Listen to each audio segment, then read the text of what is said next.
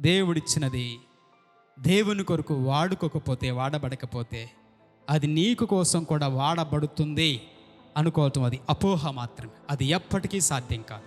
కాబట్టి దేవుడు ఈరోజు నీకు ఇచ్చిన అందం, దేవుడు నీకు ఇచ్చిన ఆరోగ్యం, దేవుడు నీకు ఇచ్చిన ఆదాయం, దేవుడు నీకు ఇచ్చిన ఆయుష్, అది నీ కొరకు నువ్వు వాడుకుంటున్న సమయంలో, అదే సమయంలో నేను దేవుని కొరకు కూడా వాడబడాలి. రాలిపోకముందే నేను దేవుని కోసం వాడబడాలి, నేను వాడబడకముందే దేవుని కోసం వాడబడాలి అని ఎవరి మనస్సులోనైతే ఉంటుందో, ఎవరమైతే అలాగ వాక్యానికి లోబడి వాక్య ప్రకారం మనం ముందుకు వెళ్ళడానికి ఇష్టపడతామో, నీ జీవితంలో నువ్వు ఎక్కడ అడుగు పెట్టిన దేవుడు అంటాడు తెలుసా? ద్వితోపదేశకాండ 31వ అధ్యాయం 5-6 వచనాల్లో దేవుడు అంటాడు, నేను నీతో కూడా వస్తాను. చాలాసార్లు అంటాం, మనుషులందరూ వదిలిపెట్టుకోవచ్చు, నేను నిన్ను వదిలిపెట్టను, పద నువ్వు ముందు వెళ్తే నేను నీకు ముందు ఉంటాను, నువ్వు వెనుకుంటే నేను వెనుకుంటాను, నువ్వు పక్కన ఉంటే నేను పక్కన ఉంటాను, నీ ముందు వెనుక పక్క అన్ని చోట్ల నేను ఉంటాను, నిన్ను వదిలి నేను ఉండలేను అంటాడు దేవుడు. నిర్గమకాండం 20వ అధ్యాయం 15వ అధ్యాయం, ఎక్కడైనా నువ్వు వెళ్ళి ప్రతి స్థలంలో నీ దగ్గరకు వస్తానంటాడు. యెహోషువ గ్రంథం 1వ అధ్యాయం 6వ వచనంలో, అసలు నేను ఎప్పుడు విడిచిపెట్టను అంట. అంత గొప్ప దేవుడు ప్రభు. ఆయన నువ్వు ఎక్కడైనా ఎక్కడికి వెళ్ళినా నువ్వు చేసే ప్రతి పనిలో నిన్ను వర్ధిల్లింపజేస్తాడు. అంచెలంచెలుగా యోబు గ్రంథం 8వ అధ్యాయం 4-5 వచనాల్లో ఉన్నట్టు మహా గొప్ప వ్యక్తినిగా దేవుడు మనల్ని ఆశీర్వదిస్తాడు. ఈ మహా గొప్ప ఆశీర్వాదములు మనందరికీ అనుగ్రహింపచేయనుగాక. ఆమేన్.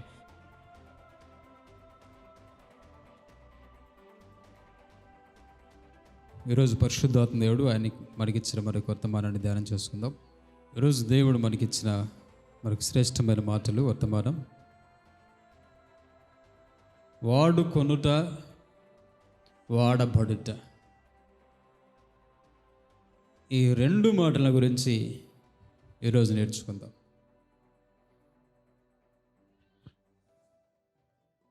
వాడుకొనుట, వాడబడుట. దేవుడు మనల్ని ప్రేమించి, దేవుడు మన జీవితాన్ని, మన ఆయుష్కాలను ప్రేమించి, ఆయన మన జీవితంలో మనకిచ్చిన వాటి విషయంలో మనం ఎలా ఉన్నామో, మనము దీవించబడటానికి, ఆశీర్వదించబడటానికి కారణం ఏమయ్యిందో దేవుని వాక్యం నుంచి నేర్చుకుందాం. వాడుకొనుట, వాడబడుట. ఏంటి తేడా అంటారు? వాడుకొనుట, వాడబడుట ఏమంటారు తేడా? 2 ఒకటేనండి. మీరు పొరపాటు పడ్డారు రాయటానికి అంటారా? పొరపాటు కాదు. విందాం. బైబిల్లో నుండి ప్రత్యేకమైన 4 మాటలు చెప్తాను. 4 మాటలు విన్న తర్వాత నువ్వు ఎందుకు అసలు ఆశీర్వదించబడలేకపోతున్నావో, నువ్వెందుకు దీవించబడలేకపోతున్నావో, నీ జీవితంలో నువ్వెందుకు సక్సెస్ సాధించలేకపోతున్నావో, నీ జీవితంలో నువ్వు ఎంత కష్టపడ్డా, ఎంత ప్రయాసపడ్డా, ఎక్కడ వేసిన గొంగలి అక్కడనే, ఓ గొంగలి ఎక్కడున్నావు అంటే నువ్వు ఎక్కడేసావో అక్కడే ఉన్నాను అన్నదట. ఎంతకాలమైనా, ఎంత చాకిరీ చేసినా, చేతులు కాయలు కాసినా, భుజాలు కాయలు కాసినా, రాత్రింబవళ్ళు రేయింబవళ్ళు పనిచేసిన, స్థితి గతి పరిస్థితులు మారకుండా ఇంకా అక్కడే ఉన్నాము అంటే నువ్వు ఫెయిల్ అయిన వ్యక్తివి. నీ జీవితంలో నువ్వు ఫెయిల్యూర్లో ఉన్నావు. నీ జీవితంలో దేవుడు ఏం కోరుకుంటున్నాడంటే నువ్వు వృద్ధిలోనికి రావాలి, అభివృద్ధిలోనికి రావాలి, మహా అభివృద్ధిని సాధించాలి. ఆమేన్. అది దేవుని యొక్క ఏర్పాటు మన పట్ల. ఎవ్వరూ కూడా అపజయాలలోనూ అక్కడనే ఆగిపోకూడదు. సాధించాలి, విజయం సాధించాలి. మన దేవుడు యెహోవా నిస్సి, విజయం ఇచ్చేవాడు. మన జీవితంలో కూడా నీ ఈ ప్రయాణంలో నీ ముందు ఉన్న లక్ష్యాల విషయంలోనూ, నువ్వు పనిచేసే చేతి పని విషయంలోనూ, ఉద్యోగమైన, వ్యవసాయమైన, వ్యాపారమైన, చదువైనా, అది ఏదైనా సరే, నీ ముందు ఉన్న వాటి విషయంలో నువ్వు ఫెయిల్యూర్ అవ్వటం దేవునికి ఇష్టం లేదు. నువ్వు సాధించాలి, సమాజంలో తలగా నియమించబడాలి. ఎవరు నువ్వు అంటే నేను క్రీస్తు బిడ్డను అనే సాక్ష్యము సమాజానికి అందించాలి. దేవునికి మహిమ రావాలి. ఆమేన్.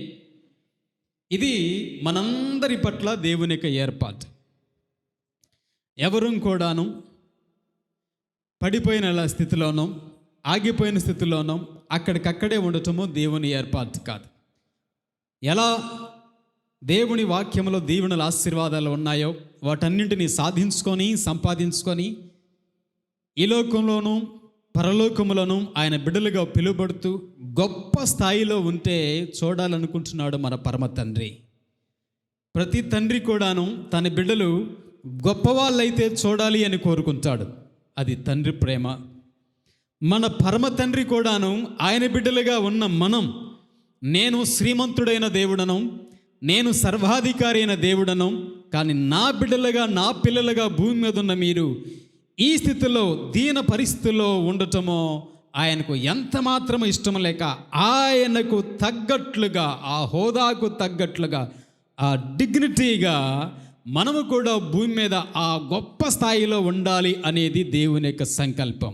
కాబట్టి ఈరోజు మనం ఈ దేవుని మాటలు వింటున్నప్పుడు ఎందుకు ఆ స్థాయికి మనం వెళ్ళలేకపోతున్నామో, ఎందుకు ఆ స్థాయికి చేరుకోలేకపోతున్నామో, దేవుడు కోరుకున్న గొప్ప స్థితిలో స్థాయిలో ఎందుకు మనము ఉండలేకపోతున్నామో, నిలబడలేకపోతున్నామో, అసలు ఎందుకు ఆ విధంగా ప్రయాణం చేయలేకపోతున్నామో విందాం, నేర్చుకుందాం. 4 మాటలు చెప్తాను. మనం ఆ స్థాయిలో ఉండటానికి ఉండలేకపోవటానికి కారణం ఏంటది వినండి. వాడుకొనుట, వాడబడుట. ఇది పరిశుద్ధాత్మ దేవుడు ఈరోజు మనకిచ్చిన వర్తమానం. దేవుడు ఇచ్చిన వాటిని, దేవుడు నీకు ఇచ్చిన వాటిని నువ్వు వాడుకొని, దేవుడు నీకు ఇచ్చిన వాటిని, దేవుడు ఏదైతే నీకు ఇచ్చాడో అది ఎవరైతే తన కొరకే వాడుకుంటారో వాళ్ళు ఎప్పటికీ సక్సెస్ కాలేరు. స్తోత్రం. గుర్తుపెట్టుకోండి. ఏంటది? దేవుడు నీకు ఇచ్చిన వాటిని తన కొరకు మాత్రమే వాడుకున్నవారు ఎప్పటికీ జీవితంలో, దేవుడు ఆశించిన జీవితంలో ఆ స్థాయిలో వారు ఉండలేరు. దేవుడు నీకిచ్చిన వాటిని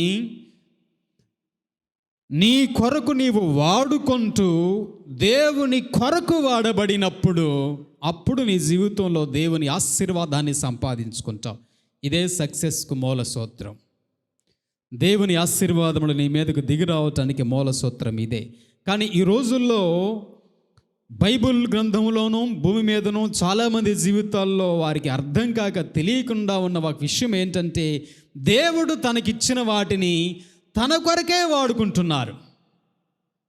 దేవుడు నీకు ఏదైతే ఇచ్చాడో విలువైనది, దేవుడు నీకు ఇచ్చిన దాన్ని తన కొరకే వాడుకునే వ్యక్తి నష్టపోతాడు. దేవుడు నీకు ఇచ్చిన దానిని నీవు వాడుకుంటూ దేవుని కొరకు వాడబడినప్పుడు అప్పుడు నువ్వు సక్సెస్ఫుల్గా ఉంటావు. 4 మాటలు త్వరగా చెప్పి ముగిస్తాను బైబిల్ గ్రంథంలో. దేవుడు నీకు ఇచ్చినవి చాలా విషయాలు ఉన్నాయి, అందులో ప్రాముఖ్యమైన 4 మాటలు చెప్తాను. 1, అందము. దేవుడు నీకు ఇచ్చాడా? ఇస్తే సంతోషం. దేవుడు నీకు ఇచ్చిన అందమును, ఈ సౌందర్యమును, చక్కదనమును నీ కొరకు వాడుకునే వ్యక్తులు లేరంటారా? ఎప్పుడైనా ఆలోచించారంటారా? దేవుడు నీకు ఇచ్చిన ఆ చక్కటి ఆ శరీరము, అందము, మనస్సు, అది ఏదైతే ఉందో ఆకృతి, దేవుడు నీకు ఇచ్చిన ఆ అందచందాలు కావచ్చు, ఆ చక్కదనము కావచ్చు, సౌందర్యం కావచ్చు, నీ కొరకు నీవు వాడుకునే వ్యక్తివిగా ఉంటే ఇందులో కూడా దేవుని కోసం వాడటం అనేది ఉంటుందంటారా? వాస్తవం ఉంటుంది. అందము ద్వారా కూడా దేవునికి మహిమ వస్తుందంటారా? వస్తుంది.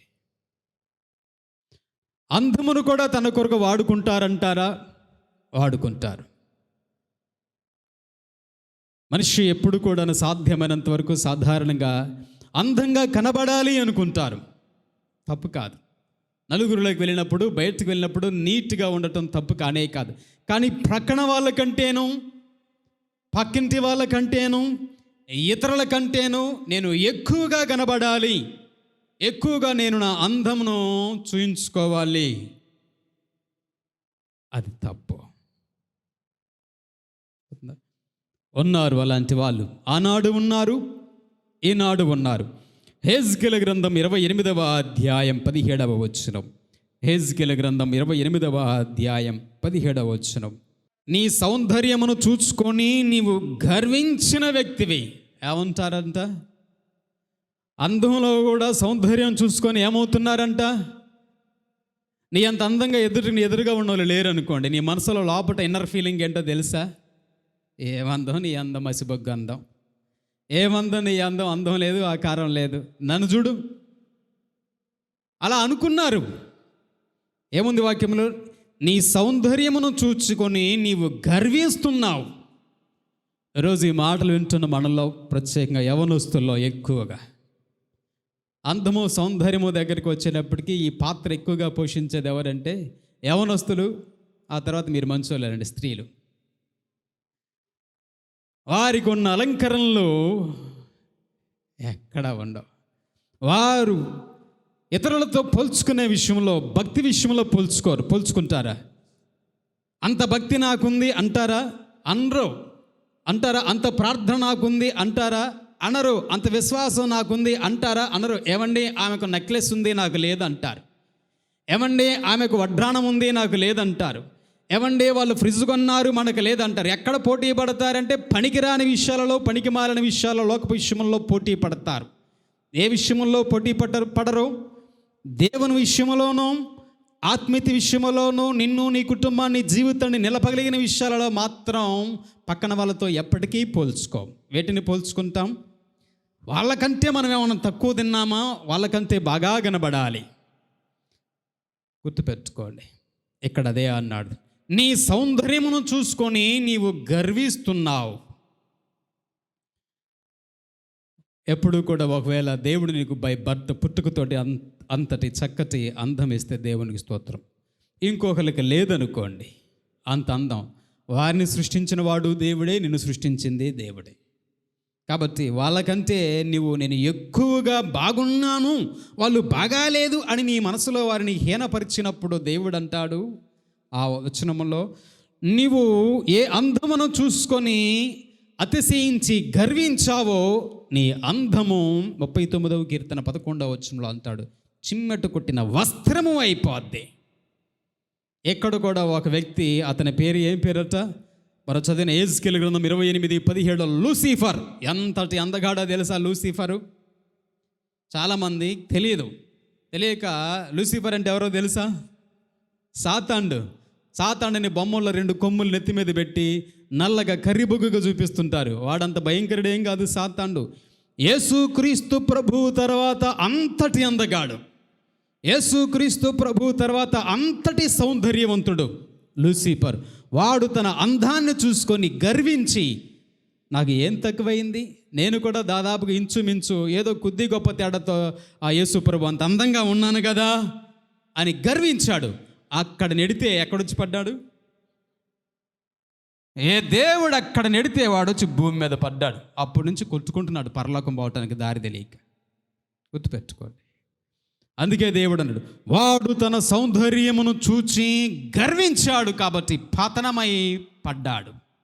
ఎప్పుడు కూడా దేవుడు నీకు ఇచ్చాడు అనుకోండి, సంతోషం, అంతే. దాన్ని బట్టి నువ్వు వాడుకుంటూ, నువ్వు ఏం కావద్దు, ఎగ్జిబిట్ చేసుకుంటూ, చూపించుకుంటూ, అందచందాలు చూపించుతూ, క్యాంపుల వాకులు, ఏం వాకులు, ర్యాట్ వాకులు, క్యాట్ వాకులు, డాగ్ వాకులు, అన్ని జంతువులు. అసలు మనిషిలాగా నడవటల్లా మనిషి. ఏం వాకై? క్యాట్ వాక్ అంటే ఏంది? పిల్లి నడకలు. క్రాక్ వాకులు, కాకి నడకలు, డాగ్ కుక్క నడకలు. మనిషిలాగా నడవటం మర్చిపోయి జంతువులాగా నడవటం ఫ్యాషన్ అయిపోయి జంతువులాగా నడిచిన వాళ్ళకు కూడా ప్రైజులు ఎత్తున్నారు. అవునా కాదా? క్యాట్ వాక్ అంటే ఏంటి? పిల్లి నడక. అందాల పోటీలు పెట్టి క్యాట్ లాగా నడిచిన వాళ్ళకి, పిల్లిలాగా నడిచిన వాళ్ళకి ఫస్ట్ ప్రైజ్ అంట. మనిషిలాగా నడతా పోయింది. రానున్న ఈ వస్తున్న ఈ సమాజంలో మనిషి దారి తప్పి జంతువులాగా నడుస్తుంటే బేష్ అని మెచ్చుకుంటున్నారు. దేవుడు అన్నాడు, నీకున్న అందం, నీకు ఉన్న అందాన్ని బట్టి నువ్వు గర్వించొద్దు. దేవుడు నీకు అందం ఇస్తే ఈ అందము ద్వారా కూడా దేవునికి మహిమ కలగాలి. క్రైస్తవులకు, క్రీస్తును అంగీకరించిన వారికి నేను ఎలా వాడబడాలి నా అందము అని దేవుని కొరకు నువ్వు ఆలోచించు. అంతేకాని దేవుడు నాకు అందం ఇచ్చాడు కాబట్టి నేను నా అందాన్ని వాడుకొని లోకాన్ని పడేస్తాను, లోకాన్ని కాళ్ళ కిందకి తెచ్చుకుంటాను అన్నావో నీ జీవితంలో ఎప్పటికీ పైకి రాలేవు. బైబిల్లో 2వ రాజుల గ్రంథం 9వ అధ్యాయం 30వ వచనం. ఇక్కడ ఒక అందగత్తె ఉంది. ఏం పేరు ఆమె పేరు? 2వ రాజుల గ్రంథం 9వ అధ్యాయం 30వ వచనం.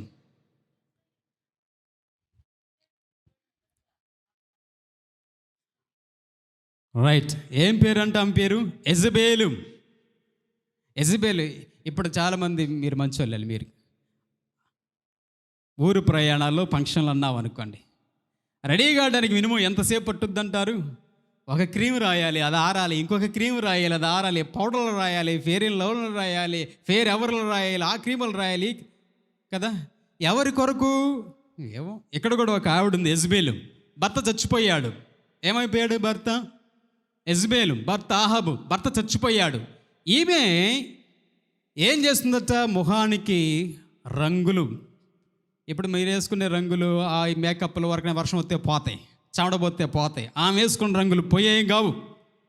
అంతటి టెక్నాలజీ ఇప్పుడు కదా, అప్పుడే ఉంది, కొన్ని వందల సంవత్సరాల కిందటే ఉంది. ఆమె చక్కగా రంగు పూసుకొని చక్కగా, మనకు డాబా ఉంటుంది కదా, డాబాలో ఫోర్త్గా ఉంటుంది ఫస్ట్ ఫ్లోర్ మీద, అట్లాంటి రాజుగారి కోటెక్కి బాల్కనీలో ఇట్లా చూస్తూ ఉంది. ఎందుకు? ఆ దారిన ఒక ఆయన వస్తున్నాడు. ఎవరు? యెహూ. అసలు ఆయన ముక్కు మీద కోపిస్టోన్ని లొంగ తీసుకొని కాళ్ళ కింద పెట్టుకోవాలనుకుంటుంది ఈ యెజబేలు. దేని సహాయంతో? అందంతో ఆకర్షించాలనుకుంది. ఇప్పుడు అడిగితే యెజబేలును, అమ్మ నీ భర్త చనిపోయాడు కదా, ఈ మేకప్లు ఎవరి కోసం, చందాలు ఎవరి కోసం, ఈ క్రీములు ఎవరి కోసం పూసుకుంటున్నావంటే ఏం జవాబు చెప్పుద్దంటారు? చెప్పండి. ఎవరి కోసం ఏం జవాబు చెప్పుద్దామే? అందంతో, తనకిచ్చిన అందంతో తను వాడుకుంటూ పాపంలోకి వెళ్ళిపోవాలని, ఆ వ్యక్తిని పడగొట్టాలని ప్రయత్నం చేస్తే వచ్చినోడు యెహూ అక్కడ దాకా చూశాడు తలపైకెత్తి. ఆ అందమైన రాణి గారు కనపడ్డారు. ఆమెమో ఈయన పడగొట్టాలనుకుంటుంది పాపంలో, లోకంలో. ఏనన్నాడు? ఈయన అసలే ముక్కు మీద కోపం. ఏనన్నాడు? పక్కనున్న వాళ్ళు ఎవర్రా, ఆమెను అక్కడి నుంచి పడగొట్టండి అన్నాడు. పక్కనున్న సైనికులు ఆమెను పడగొడితే ఆమె వచ్చి నేల మీద పడితే గుర్రంతో దొక్కించుకుని పోయాడు, చచ్చిపోయింది. ఎవరిని పడగొట్టాలని చివరికి ఎవరు పడిపోయారు? ఆమెమో తన అందచందాలను ఎరగా వేసి పడగొట్టాలనుకుంటే చివరికి ఆమె ఆ నుంచి పడిపోయి ఏమైపోయింది అందం? చెప్పండి కదా. ఈ రోజుల్లో గుర్తుపెట్టుకోండి, దేవుడు అదే అంటాడు. సామెతల 31వ అధ్యాయం 30వ వచనంలో, అందం మోసకరం, సౌందర్యం వ్యర్థం. దేవుడు నీకు ఇచ్చాడా? సంతోషించు. దేవుడు నీకు ఇచ్చిన దాన్ని బట్టి నువ్వు వెర్రవేయొద్దు, అతిశయించొద్దు. దేవుడు సొలొమోనుకు కూడా చక్కటి అందం ఇచ్చాడు తెలుసా. సొలొమోను ఎంత అందగాడో తెలుసా? అబ్షాలోము ఎంత అందగాడో తెలుసా? అబ్షాలోము గురించి దేవుడు మాట్లాడుతూ, అరికాలు మొదలుకొని నడినెత్తి వరకు ఎక్కడ వెతికిన ఒక మచ్చ కూడా లేదట. అరికాలు మొదలుకొని నడినెత్తి వరకు పాలరాతి విగ్రహంలాగా, అజానుభావుడులాగా ఉన్నాడు అబ్షాలోము. అబ్షాలోముకు జుట్టు సంవత్సరానికి 2 కేజీలు పెరిగేది. ఆడవాళ్ళకు కూడా అంత జుట్టు ఉండదు. అబ్షాలోము నిలబడితే అబ్షాలోము ఇక తల వెంట్రుకలు తల నుండి నేల కానేవి. ఏంటవి? తల జుట్టు. ఆడవాళ్ళ కంటే కూడా శిరోజాలు ఎక్కువగా పెరిగి అంత గొప్పగా ఉండేవాడు. ప్రతి సంవత్సరం జుట్టు కత్తిరించుకుంటూ ఉంటే కత్తిరించిన జుట్టు సంవత్సరానికి 2 కేజీలు అయ్యేదట అబ్షాలోము. అంత అందగాడైన అబ్షాలోము ఎక్కడ కూడా తన అందాన్ని గురించి ప్రస్తావించల. సొలొమోను మహా గొప్ప అందగాడు, ప్రస్తావించల. దావీదు చాలా సౌందర్యవంతుడు, సుందరుడు, తన అందాన్ని గురించి ప్రస్తావించల. దేవుడు అన్నాడు మత్తయి సువార్త 5:6-7 కొండ మీద ప్రసంగం ఈ అధ్యాయాల్లో, సొలొమోను అందం కూడా ఆఫ్టర్ ఆల్ ఎంత అందం, అది ఒక గడ్డి పువ్వుతో కూడా సమానం కాదు అన్నాడు. అంత గొప్ప అందగాడైన సొలొమోను కూడా దేవుడు ఏమన్నాడంటే తెలుసా? సొలొమోను ఎంత అందగాడో అది సందర్భం వచ్చినప్పుడు చెప్తానులే. చాలా గొప్ప అందగాడు సొలొమోను. సొలొమోను అందాన్ని కూడా దేవుడు అన్నాడు ఒక గడ్డి పువ్వుతో సమానం కాదు. సొలొమోను అందం కూడా అన్నాడు. అంటే దేవుని దృష్టిలో ఇది నీకు ఉంటే ఓకే. ఏం కావాలి అంటే దేవుని కొరకు నువ్వు వాడబడాలి. దేవుని కొరకు వాడబడటం ఎలా? చూడండి, ఎస్తేరు గ్రంథం 2వ అధ్యాయం 7వ వచన భాగం. ఎస్తేరు గ్రంథం 2వ అధ్యాయం 7వ వచన భాగం. ఏముంది ఈ వాక్యంలో? ఎస్తేరు గురించి ఉంది. ఎస్తేరు చాలా అందమైన స్త్రీ. ఎస్తేరు చాలా సౌందర్యవతి. ఎస్తేరును చూడగానే ఆనాడు 127 దేశాలు పరిపాలిస్తున్నాడు అహష్వేరోషు. 127 రాజ్యాలలో 127 దేశాలలో ఎస్తేరు లాంటి అందగత్తె ఆయన గనపలేదు. ఆ 127 దేశమే మన దేశం. ఏ దేశం అది? భారతదేశం. ఆయన పరిపాలించిన 127 దేశాలలో ఆ ఒక దేశం మన భారతదేశం, 127వ దేశం. అక్కడ నుండి చివరి దేశం వరకు, కూషు నుండి భారతదేశం వరకు ఎక్కడ ఈ 127 దేశాల్లో ఎస్తేరు లాంటి అందగత్తె కనపడలేదట. ఎస్తేరును చూడగానే ఆమె అందం చూసి ఆశ్చర్యపోయాడు. ఆమె తనకున్న అందాన్ని ఎలా వాడుకుంది అంటే, తన అందంతో రాజు ఆమెను దగ్గర చేసుకుంటే ఆమె దేశానికి రాణి అయిన తర్వాత, అయ్యా నా ప్రజలు ఉన్నారు, నా జనులు ఉన్నారు, నా ప్రజలు నా జనులు శ్రమలలో కష్టాల్లో ఉన్నారు, నా ప్రజలు నేను కాపాడవలసిన బాధ్యత నా మీద ఉంది అంటూ ఏ అందంతో ఆమె రాణి అయిందో ఆ అందంతో ఆకర్షితుడైన రాజును ఆత్మీయత వైపు తిప్పుకొని తన దేశ ప్రజలందరినీ, ఈ 127 దేశాల్లో ఉన్న తన ప్రజలందరినీ రక్షించుకుంది. ఆమేన్. దేవుడు నీకు ఏది ఇచ్చినా సరే, చివరికి అందమైన విషయమైనా సరే, శారీరక సౌందర్యమైనా సరే, ఫిజికల్గా అయినా స్పిరిచువల్గా అయినా, ఏది ఇచ్చినా సరే దేవుడు నీకు ఇచ్చిన దానిని నీ కొరకు మాత్రమే కాక దేవుని కొరకు వాడటం నేర్చుకోవాలి. ఆమేన్. అంతేకాని యెజబెలులాగానో తనకున్న అందాన్ని తనకు వరకు వాడుకొని లోకానికి చూపించుకోవటానికి కాదు. దేవుడు నీకు ఇచ్చిన అందచందాలు లోకానికి చూపించుకోవటానికి కాదు. దేవుడు నీకు ఇచ్చిన అందము అది నీకు నీ కుటుంబానికి దేవునికి మహిమకరంగా వాడబడాలి. ఆమేన్. రెండవ మాట చెప్తాను.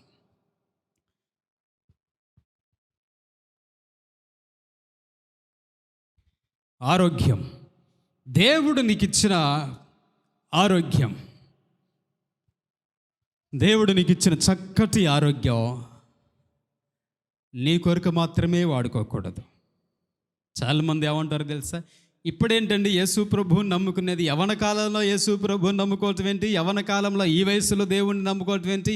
ఏదో అంతా అయిపోయిన తర్వాత 60 ఏళ్ళు అయిపోయి రిటైర్మెంట్ వచ్చిన తర్వాత అప్పుడు యేసయ్యా హల్లెలూయా అనుకుంటూ అప్పుడు ఏదో దేవుణ్ణి నమ్ముకోవాలి. కానీ ఇప్పుడు ఈ వయసులో ఏంటి చాదస్తం ఏంటి, భక్తి ఏంటి అనుకుంటారు. ఇప్పట్లోగానేమో దేవుడిచ్చిన ఆరోగ్యం కాస్త ఏమైపోద్ది, ఈ లోపల నువ్వు వాడుకుంటావు. మామిడికాయ గుజ్జంతా తినేసి ఒక టెంకి మిగిలిపోద్ది. ముసలితనానికి వచ్చిన తర్వాత ఏమైపోద్ది? గుజ్జంతా అయిపోద్ది. మోకాల్లో గుజ్జు అయిపోద్ది, ఎముకల్లో గుజ్జు అయిపోద్ది, ఒంట్లో గుజ్జు అయిపోద్ది. మామిడికాయలో గుజ్జంతా అయిపోతుంది, టెంక తీసుకొచ్చి తినంటే ఏముంటుంది అందులో తినటానికి? వయసు అంతా అయిపోయిన తర్వాత గుజ్జంతా లోకంలో ఉన్న వాటి కోసం అంతా ఖర్చు చేసి చివరికి పోయిన తర్వాత ఇదిగో దేవా ఆ పాదమస్తకం నీకు అంకితం అని పాడబడతా. ఏముంది ఆడ?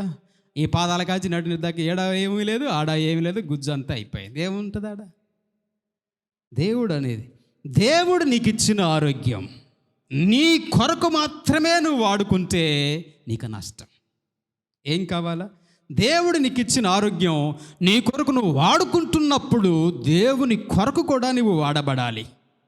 వాడుకో, ప్రభు కొరకు వాడబడు, లేదా జీవితమే వడబారిపోద్ది. ఏమైపోద్ది? వాడబరిపోద్ది. ప్రభు కొరకు వాడబడాలి. నీ జీవితం నీ కొరకు వాడుకుంటున్న సమయంలోనే ఈ మాటలు ఒక ఆయనకి చెప్పారు. ఒక ఆయనకి చెప్తే ఆయన పేరు ఆశ. బలం ఉన్నప్పుడు, ఆరోగ్యం ఉన్నప్పుడు కనబడుతుందా? బలం ఉన్నప్పుడు, ఆరోగ్యం ఉన్నప్పుడు, చక్కగా శక్తి ఉన్నప్పుడు ఏమి కంటికి ఏమి కనపడదు, ఎవరు కూడా కనబడరు. బలం కాస్త తగ్గిపోయినప్పుడు, ఆరోగ్యం కాస్త వదిలేసినప్పుడు, అప్పుడు మూలన పడ్డప్పుడు అప్పుడు దేవుడా దేవుడు అంటే ఎట్లా? చూడండి, 2వ దినవృత్తాంతాల గ్రంథం 16వ అధ్యాయంలో 16వ అధ్యాయంలో 7 నుండి 13 వచ్చిన వరకు చాలా వచనాలు ఉన్నాయి, చదవద్దులే కానీ రాసుకోండి. 2వ దినవృత్తాంతముల గ్రంథం 16వ అధ్యాయం 7 నుండి 13 వచనాలలో అక్కడ ఒక భక్తుడు ఉన్నాడు. అతని పేరు ఆశ. మంచి యవనంలో ఉన్నాడు, మంచి బలం మీద ఉన్నాడు. బలం మీద ఉన్నప్పుడు, యవనంలో ఉన్నప్పుడు ఆ రోజులో ఒక దేవుని సేవకుడు వచ్చారు, పాస్టర్ గారు. నువ్వు చేస్తున్న పని మంచిది కాదన్నాడు. బలంలో ఉన్నాడు వింటాడా? యవనంలో ఉన్నారు చెబితే నువ్వు చేస్తే అది తప్పు అంటే వింటాడా? అసలే రాజు. రాజు ఇంకెవరైనా మాట వింటాడా? నువ్వు నాకు అడ్డం మాట్లాడుతున్నావేంటి అన్నాడు పాస్టర్ గారిని.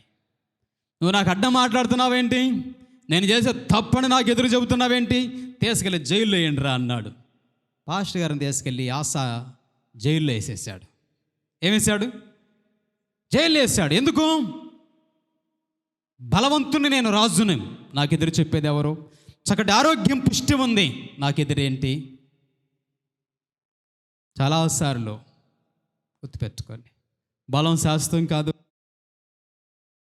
ఏ రోజు యవనస్తులు మరొక రోజు వృద్ధులైపోతారు. ఇదే చక్రం తిరిగి వస్తూ ఉంటుంది.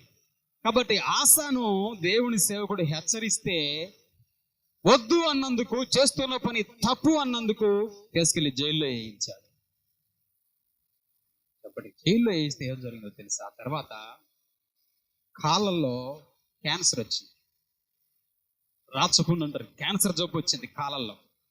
అరికాళ్ళలో క్యాన్సర్ వస్తే ఈ బుద్ధి లేని రాజుకి బుద్ధి రాల. ఇంకా నాకు క్యాన్సర్ ఎందుకు వచ్చింది, నాకు జబ్బు ఎందుకు వచ్చింది, ఇప్పటిదాకా మంచి ఆరోగ్యంగా ఉన్నాను కదా, నాకు ఇప్పుడెందుకు రోగం వచ్చింది అని ప్రశ్న వేసుకోలేకపోయాడు. వచ్చింది కాళ్ళలో క్యాన్సర్. తెలుసుది ఏమైపోయింది? క్యాన్సర్ పాగుతా ఉంది, పాగుతా ఉంది, పాగుతా ఉంది. భయంకరమైన నొప్పి వస్తుంది, వ్యాధి భరిస్తున్నాడు, రోగిష్ఠుడాలుగా బాధ భరిస్తున్నాడులే. కానీ దేవుని సేవకుని తీసుకెళ్ళి నువ్వు జైల్లో పెట్టించాను, దేవుడి కోపం నా మీదకి వచ్చి ఆరోగ్యం కాస్త నన్ను దూరం చేసి వదిలిపెట్టిందని బుద్ధి రావటల్లా. దేవుడు 2 సంవత్సరాలు ఆయుష్కాలం ఇచ్చాడు.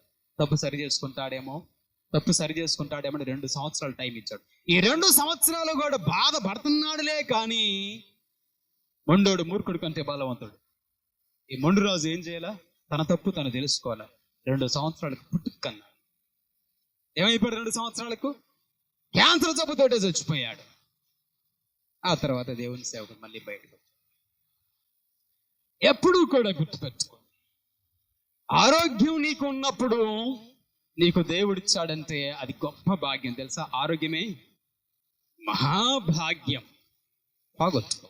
దేవుడు నీకు ఆరోగ్యం ఇచ్చినప్పుడు నువ్వేం చేయాలి తెలుసా? దేవుడు నీకు ఇచ్చిన ఆరోగ్యాన్ని నీ కొరకు, నీ కుటుంబం కొరకు వాడుకుంటూ దేవుని కొరకు కూడా నువ్వు వాడబడు. దేవుడు ఇంకా చక్కటి ఆరోగ్యం నీకు ఇస్తాడు. దేవుడు ఇంకా చక్కటి భవిష్యత్తు నీకు ఇస్తాడు. వారు వృద్ధాప్యంలో కూడా యవ్వనం వలె ఉంటారంట. వృద్ధాప్యంలో కూడా యవ్వనస్తుల వలె పుష్టి పొందుదురు అంటారు.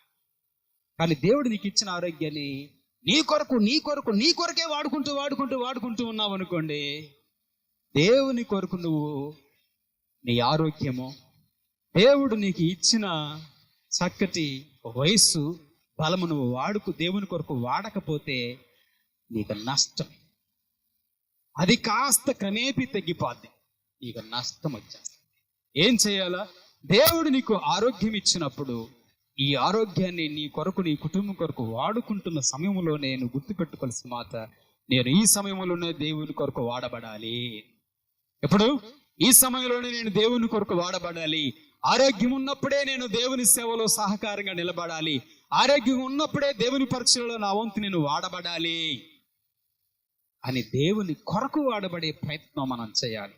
2వ దినవృత్తాంతాల గ్రంథంలో 26వ అధ్యాయం 16 నుండి 19 వచనాల్లో మరొక వ్యక్తిని గురించి వ్రాయబడి ఉంది. 2వ దినవృత్తాంతాల గ్రంథంలో 26వ అధ్యాయం 16 నుండి 19 వచనాల్లో ఇక్కడ ఒక ఆయన ఉన్నాడు. అతని పేరు ఉజ్జియా. ఈయన గొప్ప చక్రవర్తి, యోధా రాజ్యానికి చక్రవర్తి ఉజ్జియా. చాలా గొప్ప పేరు పొందిన రాజు. ఒకరోజు దేవుడి ఆలయానికి పోయాడు, మందిరానికి పోయాడు. మందిరానికి పోతే ఇక్కడ ఉండి ఇక్కడ ఆగిపోవలసిన వ్యక్తి లేదు, ఇక్కడ దాకా వస్తానన్నాడు. ఆ రోజు పాస్టర్ గారు, మీరు దేశానికి రాజు కావచ్చేమో కానీ దేవుని మందిరంలోనికి వచ్చిన తర్వాత అంతా సమానమే, మీ స్థానం అక్కడే. ఇది మీరు చేయాల్సిన పని కాదు, ఇది మేము చేయాల్సిన పని అంటే వెంటనే కళ్ళు ఎర్ర చేశాడంట. పట పట పట పట పనులు కొరుకుతూ దేవుని సేవకుల మీద, మీరు నన్ను అడ్డుకుంటారా, దేశాన్ని పరిపాలించే నన్ను మీరు కాదంటారని కళ్ళు ఎర్ర చేసి సేవకుల మీద కోపంగా చూశాడు. ఎవరు? ఉజ్జియా. అంతే. దేవుని సేవకుల మీద ఎప్పుడైతే కన్ను ఎర్ర చేసి కోపంగా చూశాడో వెంటనే ఆ సేవకులు అన్నారట, వాళ్ళ మీద కోపంతో చూసి వాళ్ళని ఏదో చేయాలనుకుంటున్నాడు అడ్డుకున్నందుకు. అంతే, ఆ క్షణంలోనే చూస్తుండగానే నుదుట కుష్ఠవ్యాధి వచ్చేసింది. నుదుట కుష్ఠవ్యాధి వచ్చి చూస్తుండగానే చేతులు వేళ్ళన్నీ లాక్కుపోయాయి, కాళ్ళు వేళ్ళన్నీ దగ్గరకు లాక్కుపోయాయి. ఒక్కసారిగా అతని చర్మమంతా లాక్కుపోయింది. అర్థమైపోయింది చూసుకోగానే, వేళ్ళు బాగా ఉండవలసిన వేళ్ళు దగ్గరకు వచ్చేసాయి, కాళ్ళు బాగా ఉండవలసిన వ్యక్తి దగ్గరకు వచ్చేసాయి. నిలబడడానికి కష్టమైపోయింది. ఇప్పుడు ఏమైపోయింది? ఆరోగ్యం ఏమైపోయింది? కుష్ఠవ్యాధి వచ్చిన ఆ రోజుల్లో ఏం చేసేవాళ్ళు తెలుసా? ఊర్లో నుంచి వెళ్ళగొట్టి ఊరి బయట ఉంచేవాడు. ఇప్పుడు ఇక్కడ ఇతను రాజు ఏం బాగొట్టుకున్నాడు? రాజ్యం బాగొట్టుకున్నాడు, రాజు పదవి బాగొట్టుకున్నాడు, ఇంటిలో భార్య బిడ్డలతో కుటుంబంతో కలిసి సంతోషంగా ఉంటే ఆ గొప్ప భాగ్యాన్ని పోగొట్టుకున్నాడు. ఊరి వెలుపలకు వెళ్ళిపోయి జీవించాలి. ఎందుకు ఆ పరిస్థితి? చక్కటి బలం ఉంది, అధికారం ఉంది, ఆరోగ్యం ఉన్నప్పుడు వెర్రవీగిపోయాడు. ఇప్పుడు ఎవరు బలముందని భంగపడకండి, యవనముందని వెర్రవీగొద్దు. యవనము బలములు ఏవీ శాశ్వతములు కాదు. అది కొద్ది రోజులున్న తర్వాత అవి మారిపోతాయి. అవి మారిపోయినప్పుడు నీ పరిస్థితి బయటకు వస్తుంది. అందుకే దేవుడు నీకు ఇచ్చిన చక్కటి యవనం ఉన్నప్పుడు, దేవుడు నీకు ఇచ్చిన చక్కటి ఆరోగ్యం ఉన్నప్పుడు, దేవుడు నీకు ఇచ్చిన మంచి బలం ఉన్నప్పుడు, నీ కొరకు నువ్వు మాత్రమే వాడుకుంటే, దేవుని కొరకు నువ్వు వాడబడకపోతే ఏంటి ప్రయోజనం? నువ్వేమంటావు? బాగా పద్దాకులు పనిచేసి, ప్రభు ఆ రోజు నేను కష్టపడి పనిచేస్తాను, 7వ రోజు నాకు ఒళ్ళుప్పులు పడుతుంది ప్రభు, ఆదివారం రాలేనన్నావు అనుకో, ఏమంటా? బాగా పనిచేశాను ప్రభు, ఈరోజు ఒక్కపోత ప్రార్థన కొద్ది రెస్ట్ ఇస్తాలే, ఏమనుకో మాకు, నీకు అన్నీ తెలుసుగా. ఎవరి కొరకు వాడుకుంటున్నావు నీ ఆరోగ్యాన్ని? నీ కొరకు వాడుకుంటున్నావు. ఎవరి దగ్గరికి వచ్చాక వంకల సాకులు చెప్తున్నావు?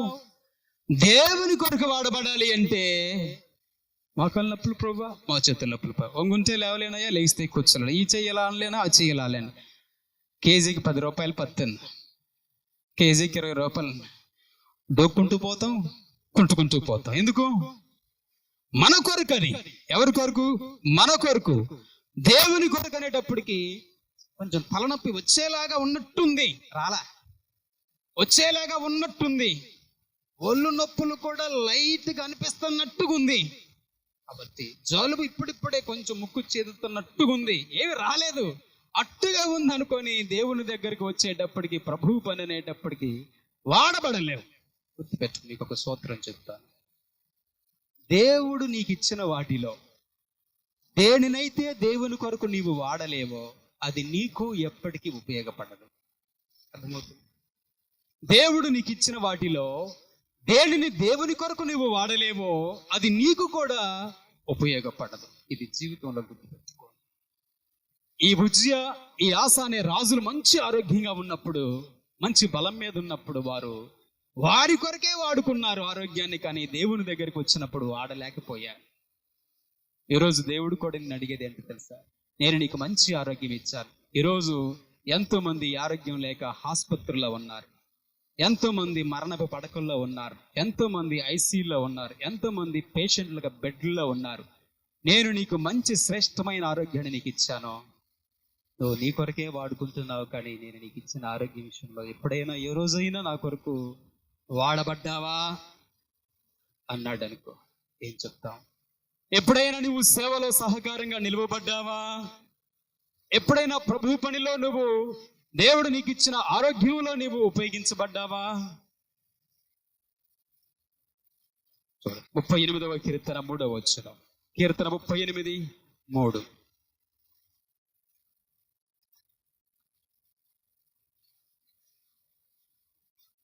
నీ కోపాగ్ని వలన ఆరోగ్యము నా శరీరమును విడిచిపోయేను. చాలు. ఏంటంటే దేవునికి కోపం కలిగించినప్పుడు ఆయన కోపం యొక్క ఫలము నీకున్న ఆరోగ్యం నిన్ను వదిలిపెట్టిపోతుంది. వీళ్ళు దేవుడు అందించిన అందము కానీ, దేవుడిచ్చిన ఆరోగ్యం కానీ నీ కొరకు మాత్రమే నువ్వు వాడుకుంటే నీకు ఎప్పటికీ క్షేమం కానే కాదు. గుర్తుపెట్టుకొని, నీ కొరకు మాత్రమే నువ్వు జీవిస్తూ ఉంటే నువ్వు నష్టపోతావు. 3వ మాట చెప్తాను.